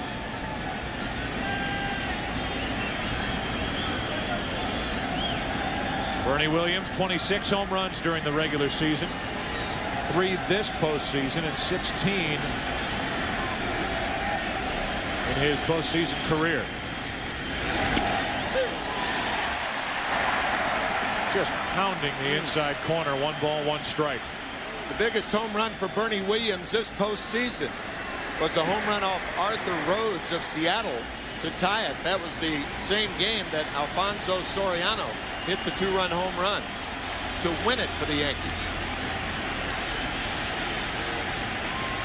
Game 4 of the ALCS. Too low, 2 balls and a strike.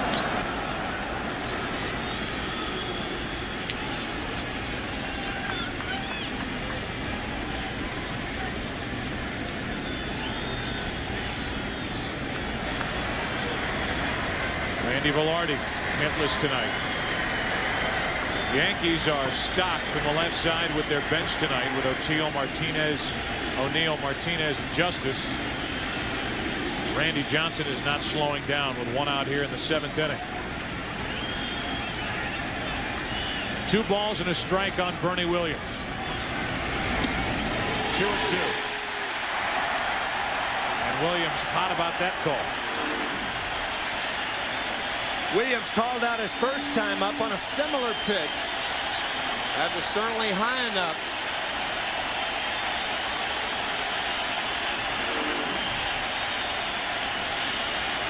Only the 84th pitch of the night coming from Randy Johnson.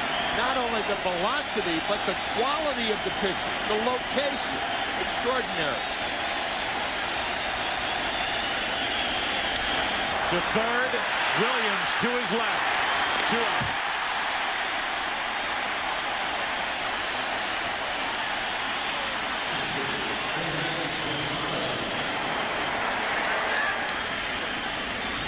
Right-handed lineup of the Yankees. Matt Williams has been very busy, the busiest guy on the field other than the pitchers and the catchers. 5 assists for Matt Williams this evening. Bob Brenly not guarding the line in that situation, and Randy Johnson gives you that luxury. He throws the ball so hard that few right-handers can pull him down the line. Posada now with 2 out, nobody on. Jorge, the only hit for the Yankees, a leadoff hit in the 5th. Slider for a strike.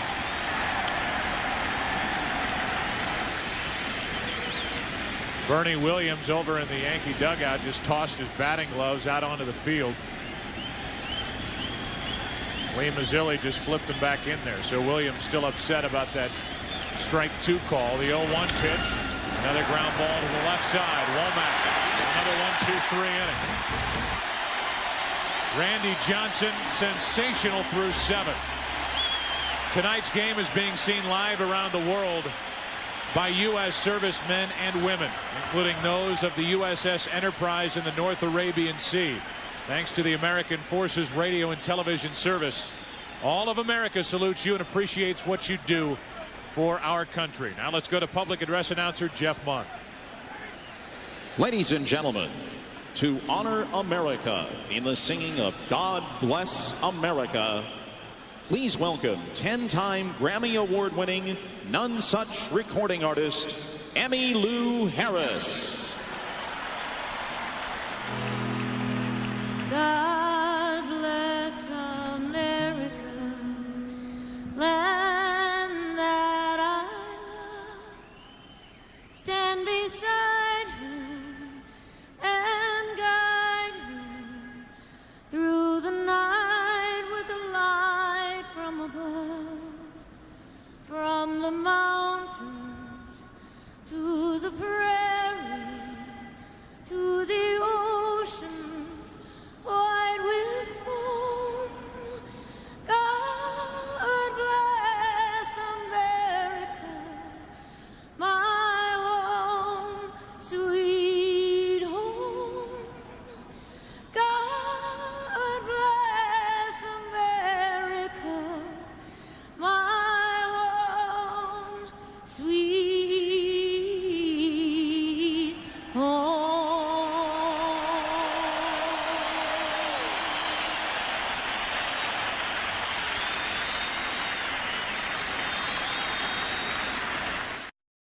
The World Series on Fox, presented by Budweiser, is brought to you by the people of United Airlines. We are United, and by Budweiser, with the crisp, clean, refreshing taste you'll find in no other beer. This Bud's for you.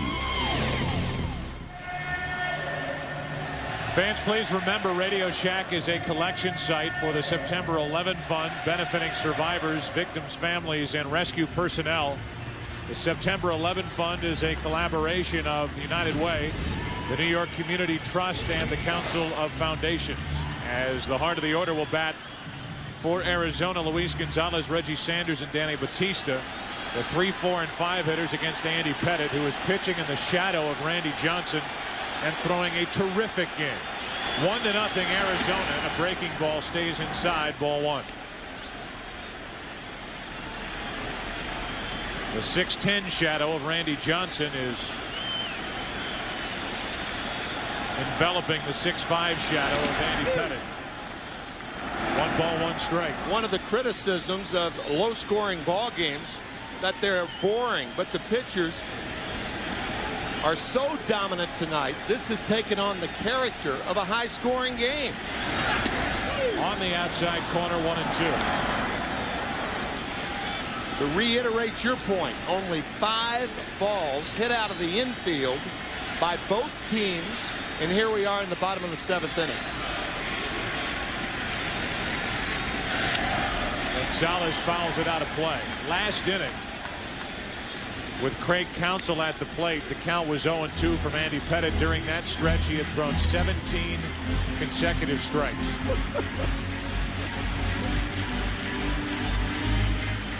And it just shows you how good his stuff is for pitchers that are on the plate all night, that he has allowed only 1 run on 3 hits.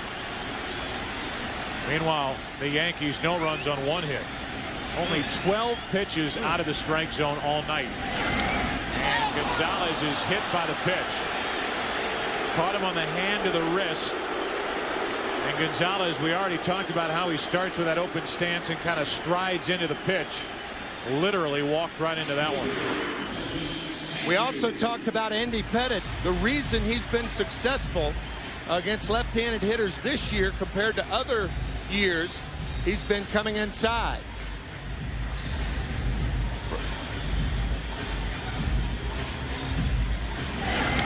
Ouch. Left wrist. Wow. Now they're looking at him. Bob Brenly trots out, the trainer out there. The first base coach, Eddie Rodriguez, is there. When that ball hit his wrist, you could hear it clearly.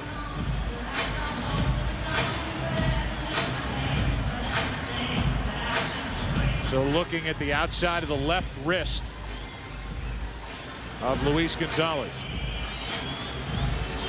Here's a guy, Gonzalez, who had 31 home runs last year. He had 57 home runs this year. He homered in last night's game to put Arizona on top for good. And fans here, Bob Brenly and every Diamondback, breathing a sigh of relief as you look at what Gonzalez has done over the years. A guy who was traded here from Detroit for Kareem Garcia, along with coming from Detroit to Arizona, $500,000 cash just to make the deal happen. And he is getting better and better.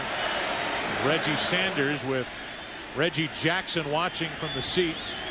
They chant Reggie, Reggie here in Arizona as Sanders digs in, one on, nobody out. I don't think Bob Brenly would be bunting here either.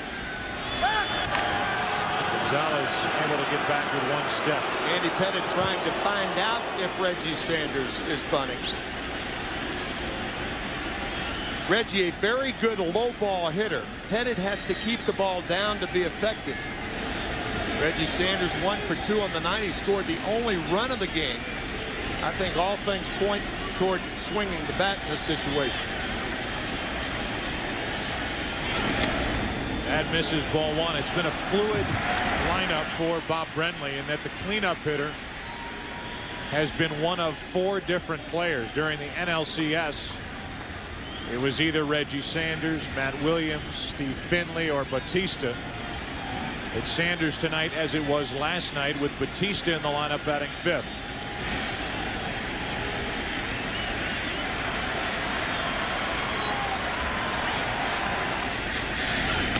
Atypical that a team that would play this deep into the postseason would have a changing cleanup hitter from game to game. That's an interesting thought, Joe.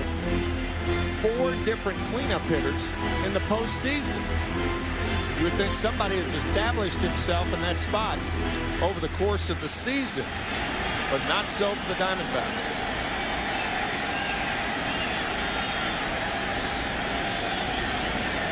One on, nobody out, 2 balls, no strikes. To third.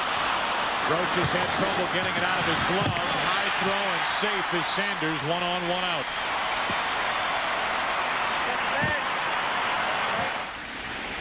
Roches upset, knowing that that ball was hit crisply enough to turn the double play. But that little bobble momentarily. And Soriano's throw is high. Credit Luis Gonzalez with a hard slide, forcing the throw up. There's the bobble. And watch the slide by Gonzalez. That forces the high throw, makes Velarde jump, and Sanders is safe.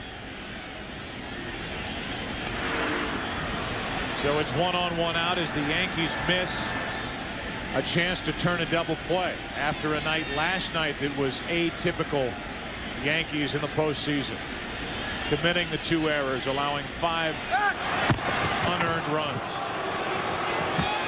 Not playing the same tight baseball that we are accustomed to seeing from the Yankees late in October. Misplays come in many disguises defensively. No error given on that play, but clearly Roches turns that double play more often than not.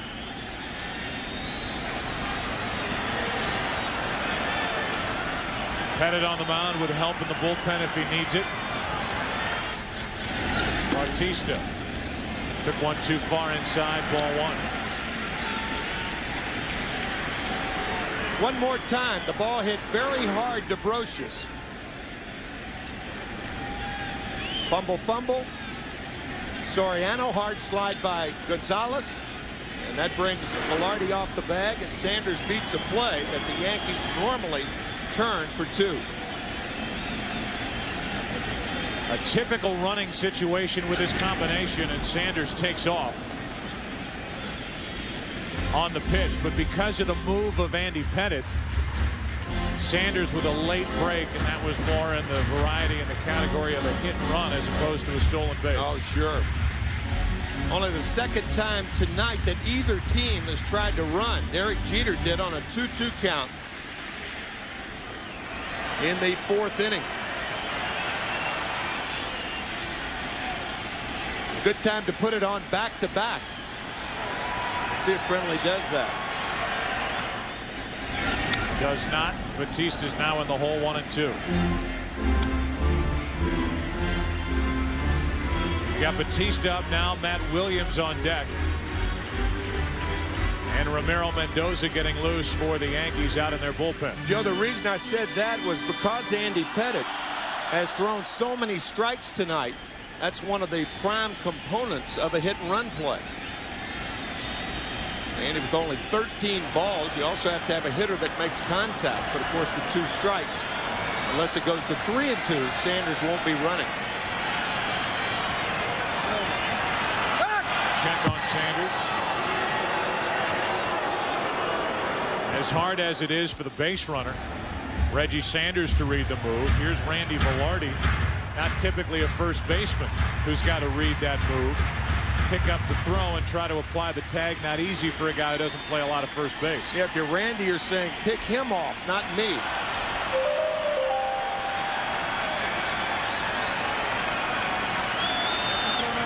One ball, 2 strikes.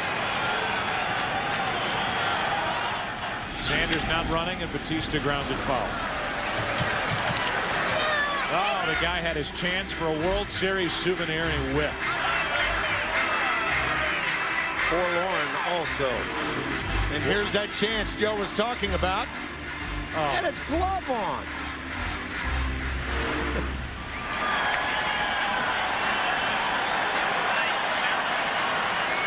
Security guard saying the same thing. You bring the glove and then you don't make the play. I can't help you. 1 ball, 2 strikes still on Batista.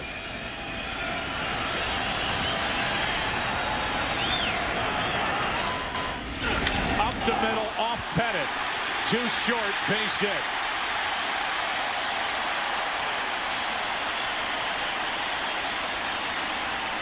And time to check on the 29-year-old left-hander. The next to last start of the season, the regular season, Ben Grieve of the Tampa Bay Devil Rays hit Andy Pettitte on the left forearm. A lot of hitters hit the ball back through the box against Pettitte. It appeared that it was the right knee, right above the right knee, and the Yankees are hopeful that it's muscle, not bone, and it appeared to be. So a visit to check on his well-being. Now it's Matt Williams at the plate with 2 on, 1 out. You go earlier in the year, there's September 26th, and that's Ben Grieve. Pettitte had to leave that start after getting hit right above the pitching elbow. He ended up making 1 more start against Tampa Bay at the end of the season, worked well, and was ready for the division series.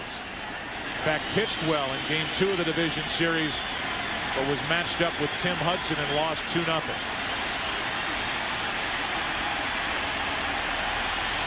Won twice in the ALCS, trailing here in the World Series. Matt Williams takes a strike. Runners on at first and second, 1 out. Reggie Sanders, Danny Batista, the same 2 responsible for the only run of the night.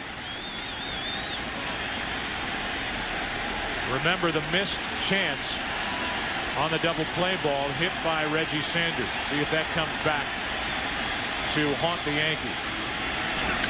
It does. Goodbye, Matt Williams, 3-run homer, 4-0 Arizona.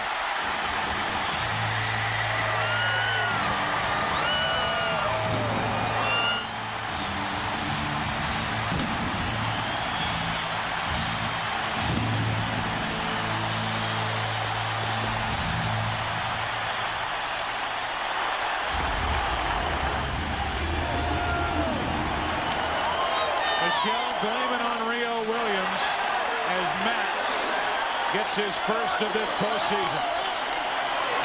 That movie made in 1984. If it were made today, it'd be Blame It on Pettit. They were booing him in the division series. Now they're standing for him in the World Series. Man.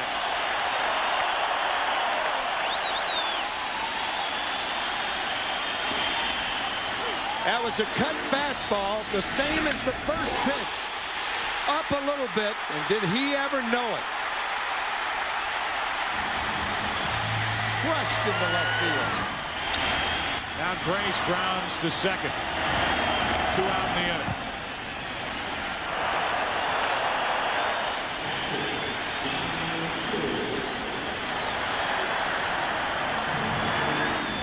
The first pitch to Matt Williams. Or the home run ball.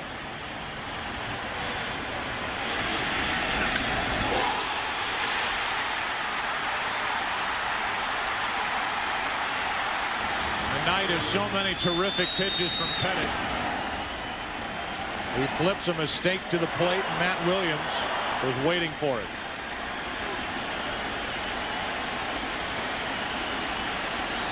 Damian Miller now with 2 out, nobody on, the 0-1. 0-2. Getting ready to say, prior to that pitch to Matt Williams, they went out to check on Pettit to see if he was okay after he was hit. And the ball back up the middle by Batista. Miller strikes out. They had Ramiro Mendoza ready in the bullpen with a right-handed Williams coming up. They stayed with Pettit. And Matt Williams took him out of the park. With that, Randy Johnson and the Arizona Diamondbacks have a 4-0 lead as we go to the 8th. Our game summary brought to you by Pepsi. The 3-run bottom of the 7th inning on the home run by Matt Williams, his 3rd in World Series play. Matchup of Randy Johnson, Andy Pettit, so good for Johnson and Pettit into the 7th inning. When it fell apart on the home run by Matt Williams, and Batista at the bottom of that list has been a big contributor here tonight for Arizona. So big that he's finished for the night, and Steve Finley takes over in center field. Adding to the defense behind Randy Johnson as Spencer takes a strike.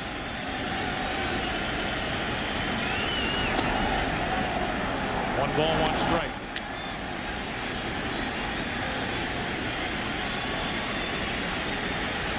Soriano and Brocious will follow. On the inside corner, strike 2.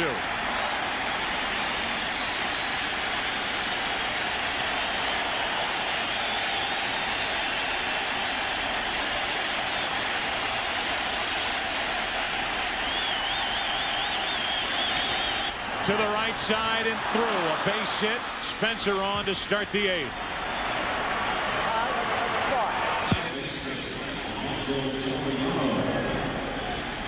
A clunker by Shane Spencer. Jam with the slider, and he fights it off between first and second. Only the 3rd Yankee base runner of the night.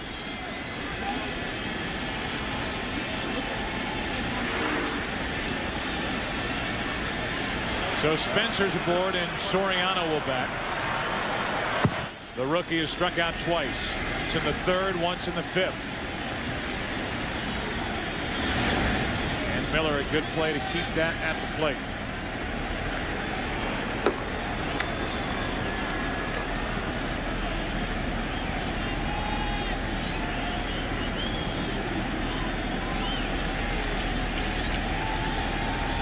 Got a look at Young Hun Kim getting loose for Arizona out in their bullpen. In case the Yankees start putting together a rally here in the 8th. 1 ball, 1 strike on Soriano. But as you see with Soriano fouling the ball off the other way, that's a good sign for Bob Brenly. Scott Brocious on deck. Soriano still can't catch up to the fastball.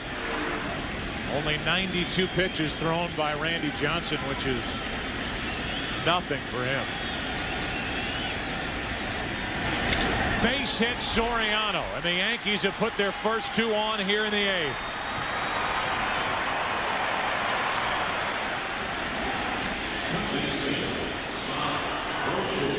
So 2 on with nobody out, and Brocious coming up. Fastball lowered about mid-thigh high, hammered into left field. That's the best ball the Yankees have hit tonight.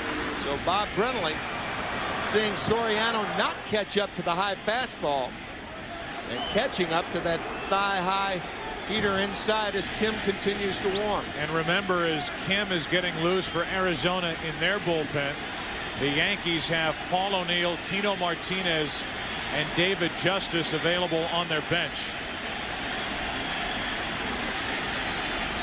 That's why Luis Sojo is on the on-deck circle as a decoy. Joe Torre would love, if Scott Brocious gets on, Joe Torre would love to see Kim come in the game. I don't think Brenly's going to bite.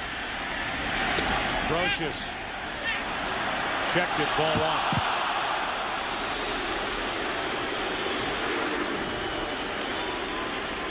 Sweeping slider, he held up. A leadoff hit by Spencer, followed by a hit by Soriano.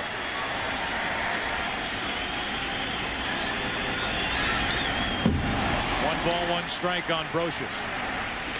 So the Yankees had 1 hit through 7 innings and put back-to-back hits together here in the 8th.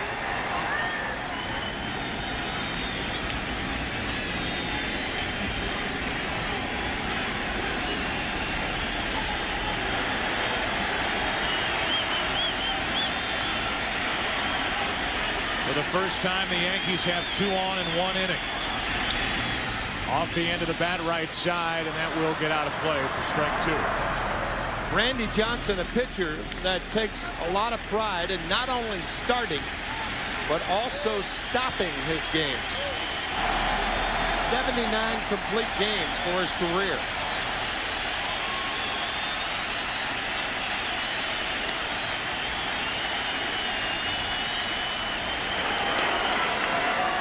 Brocious 1 out of 5 in this World Series. A .391 career hitter in World Series play coming into last night's game. Set up here at a ball and 2 strikes.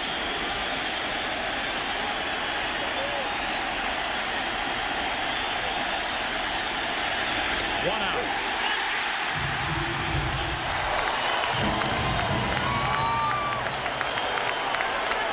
Lisa Johnson applauding her husband as Scott Brocious lost his temper after being rung up on this pitch on his way back to the dugout. Right on the corner. And once again, Johnson not only throwing hard, but his location has been near perfect. Randy Johnson gets a visit from Bob Welch, his pitching coach. Here is Randy talking about his desire every time he takes the ball to go all 9. One common bond that myself and Kurt both have is we take a great deal of pride when we get the ball on that 5th day. We've mentally and physically prepared ourselves to go 9 innings. And in order to do that, a lot of preparation has to go into that. But we feel like we haven't quite done our job if we haven't gone 9 innings. I mean, you got position players that in 162 games are playing 140, 150 games. Why can't a pitcher go out there and pitch 9 innings? Well, it doesn't work that way, but I take a great deal of pride in doing that, in finishing when I start.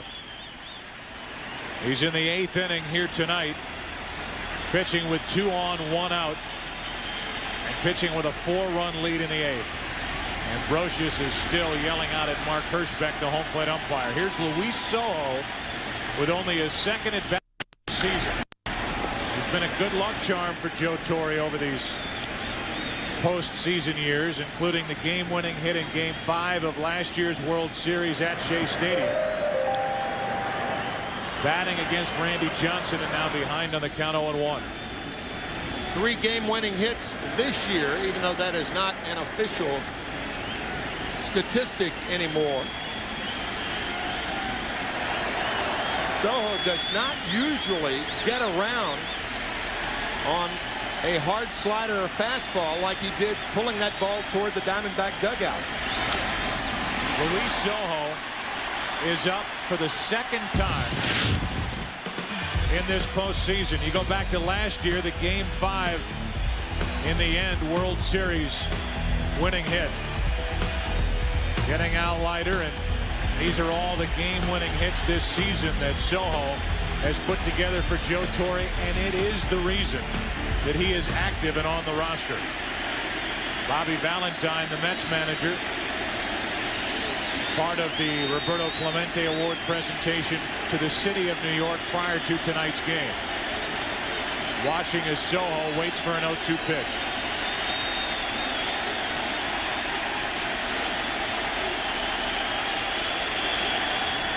For Luis, only his 13th at bat since the 17th of August. He had 11 at bats down the stretch from the 17th of August on. Hit 165. He's a career 167 hitter against Randy Johnson. To the left side, Williams. Counsell, inning over.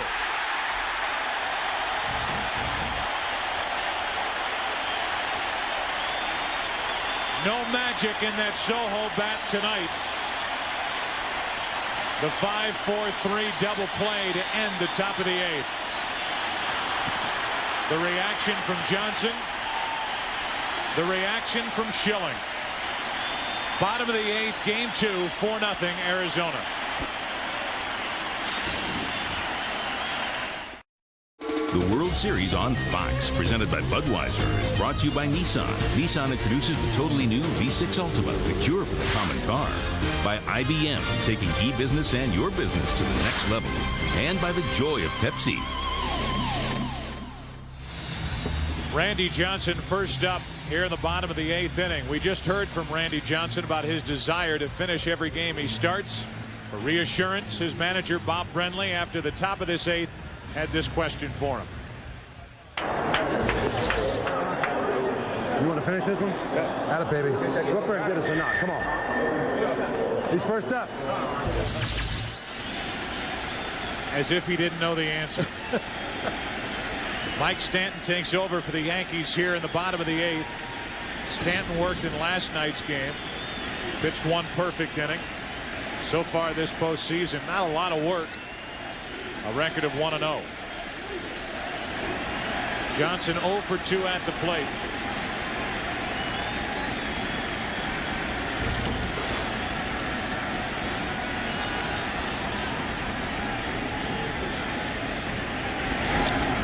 Ball 1 from Stanton. Mike Stanton has very short fingers, and he's only been throwing the splitter for about 3 years. So in an effort to stretch out his fingers, he will start with the ball in his bare hand with the splitter grip. He does that to stretch the index finger and the middle finger out, but changes it when he goes in the mitt.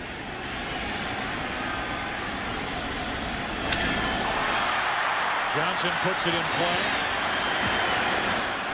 1 out. And Randy Johnson ought to get a nice ovation heading back to the dugout after that ground out, the first out here in the bottom of the 8th.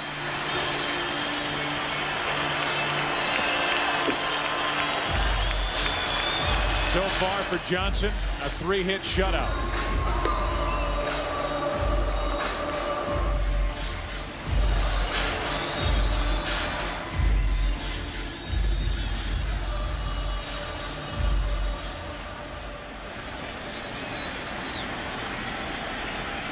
One out. Here's Womack.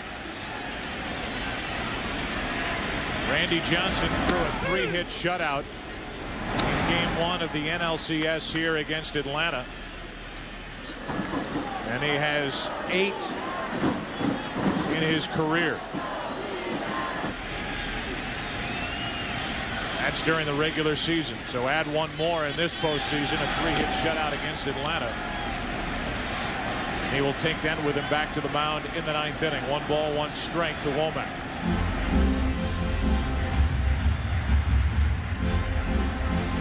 Of course, the Yankees had not scored a run, but That double play ball hit to Scott Brocious in the bottom of the 7th inning. The ramifications of that, they don't complete the double play. And then Batista's ball off Andy Pettitte. You don't know what is going to happen if he's pitching from the windup. But with Derek Jeter not protecting at second base, not cheating towards second to make the double play, perhaps Jeter could have fielded that ball. And then Andy Pettitte and the Yankees are out of the inning. It's still a 1-0 ball game. But that was, you mentioned it, Joe, the last half inning. That was a key play in this ball game. Scott Brocious unable to turn the double play. 1 ball, 2 strikes on Womack, 1 out, nobody on, and now 2-2. It cost the Yankees at least 1 run with Sanders reaching, and who knows what the inning would have brought with 2 out, nobody on. Counsell waits to hit next. You get the double play, you're not pitching under duress. Here's a 2-2 to Womack. To the right side. 3 hops to Soriano. 2 out. Here's what we were talking about. Nobody out. Hard hit ball to Brocious. Momentary bobble. High throw by Soriano. And now the base hit off Andy Pettitte's right leg. Set it up for the home run by Matt Williams. A 3-run shot to make it 4-0. Bob Brenly has stayed with Matt Williams in this postseason. Talked about how the fans here were booing Williams during the division series. Bob Brenly staying with him over at 30. He doesn't have the range that he once had, but he still has the hands. And not only does he have the home run in this game, but he has been busy and he has played flawless defense behind the pitching of Randy Johnson. Counsell hitless tonight. Matt Williams, a player who as a minor leaguer learned how to field ground balls by strapping ping pong paddles to his hands, receiving ground balls to soften the hands, give with the ground ball, and it's turned him into a 4-time Gold Glove award-winning infielder. He signed as a shortstop off the campus of UNLV. 2 out, nobody on, no balls, 1 strike. Counsell takes ball 1 from Stanton in the 9th inning. It'll be the top of the order for Randy Johnson, Knobloch, Velarde, and Jeter. If anybody gets on, Bernie Williams.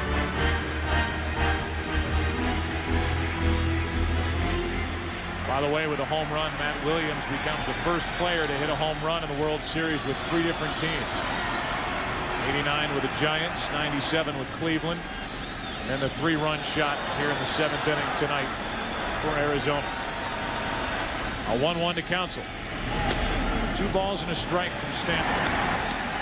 Your comments about Matt Williams brings a curious thought of what ping pong players do to get ready for ping pong games.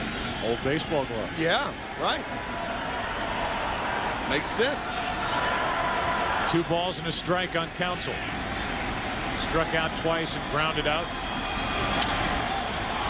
Slicing down the left field line. Knobloch is not going to be able to get there. Foul, 2-2.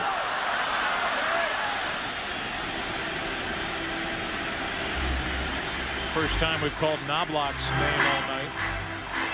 Bernie Williams hasn't made a catch in center. And Spencer has not made a catch in right. The game 3 starters, Brian Anderson and Roger Clemens. First start in the World Series for Brian Anderson, but he was busy for Cleveland back in '97 in the World Series against Florida. That's game 3 of the World Series, Tuesday at 8 Eastern, 5 Pacific here on Fox.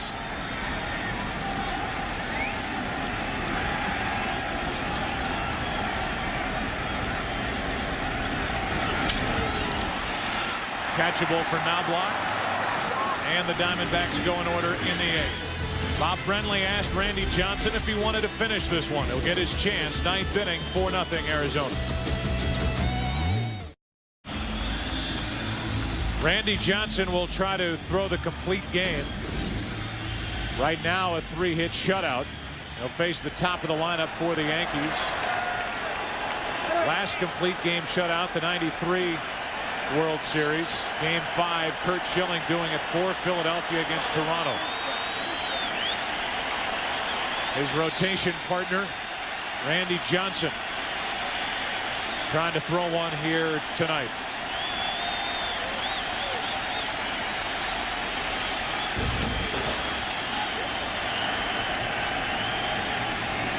Knobloch is 0 for 3 with a strikeout. He's flied to left. He's popped up on the infield, and he takes a strike. The last complete game 3-hit shutout in World Series play. Orel Hershiser, game 2 of the 1988 World Series, a 6-0 win over Oakland. The 0-1 into right field, Reggie Sanders. 1 out. Only the 103rd pitch of the evening.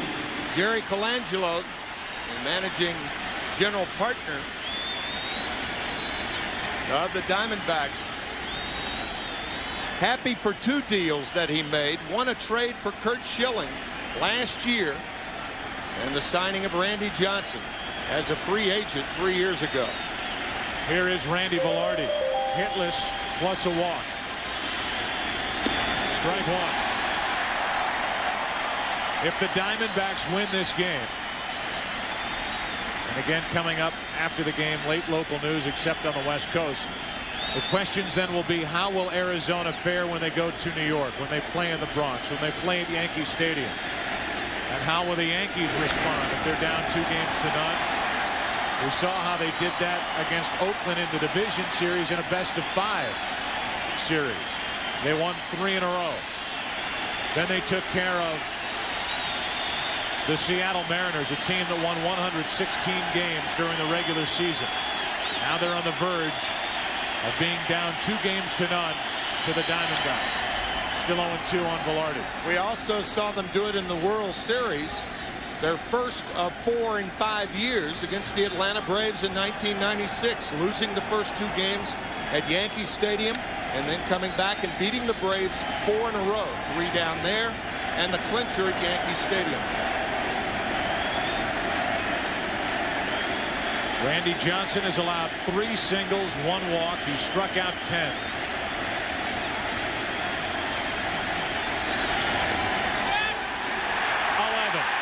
Two out.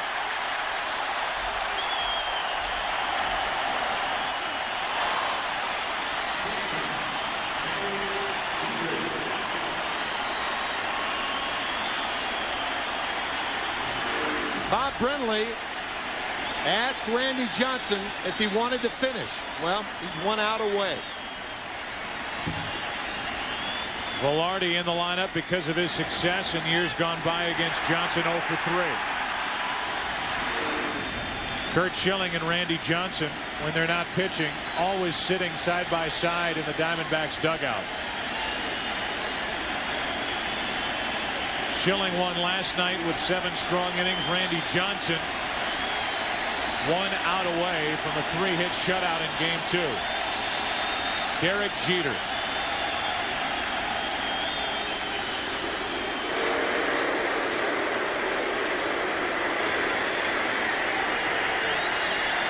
We will attempt to stay here for interviews after this game as Jeter takes ball 1.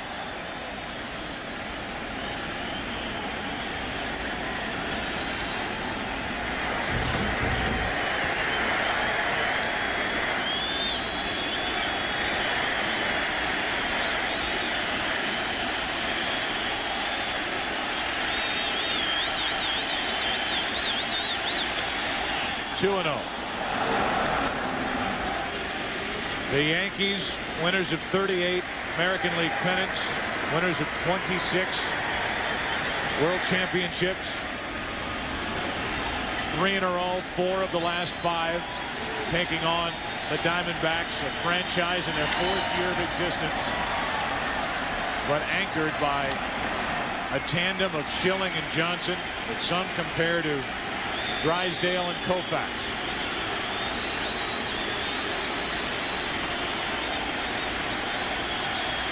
Came on the air talking about the old and the new. The old being the Yankees, the new being the Diamondbacks, and the new 1 out away from going up 2-0.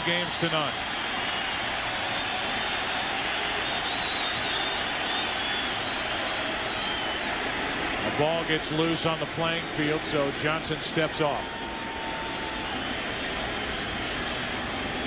Randy Johnson, you have to believe, is asking himself, how many more chances will I have?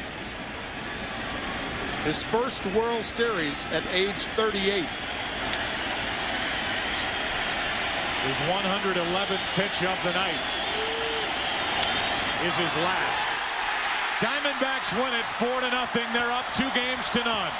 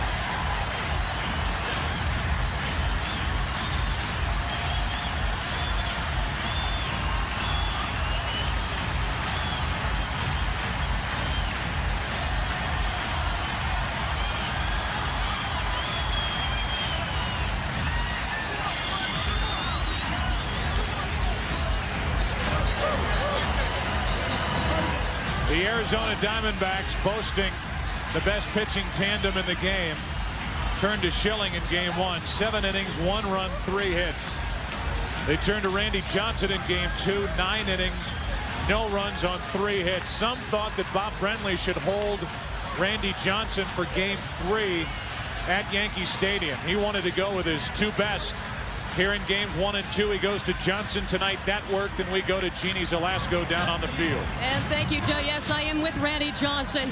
I know Curt Schilling gave you a 1-0 lead in this series. Took some of the pressure off, but truly from the beginning, you seemed focused. This is a World Series game, and it didn't seem to faze you. Well, I also knew that we weren't going to probably get 9 runs today either.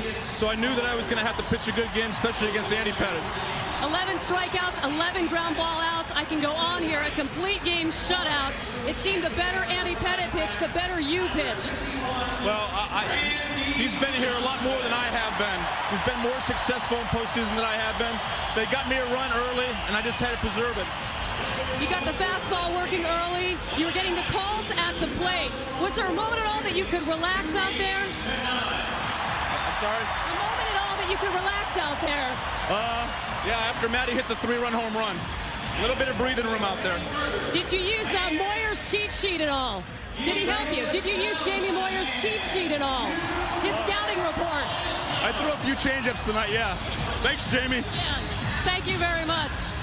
Of course, a win-win situation for Brenly, guys, because he gets 2 W's on the board, and Randy Johnson just over 100 pitches. Joe? But we know, we said it last night, we'll say it again, the Yankees will not panic, and they are anxious to get back to New York and Yankee Stadium. But tonight, it was Arizona, it was Randy Johnson, all 11 strikeouts.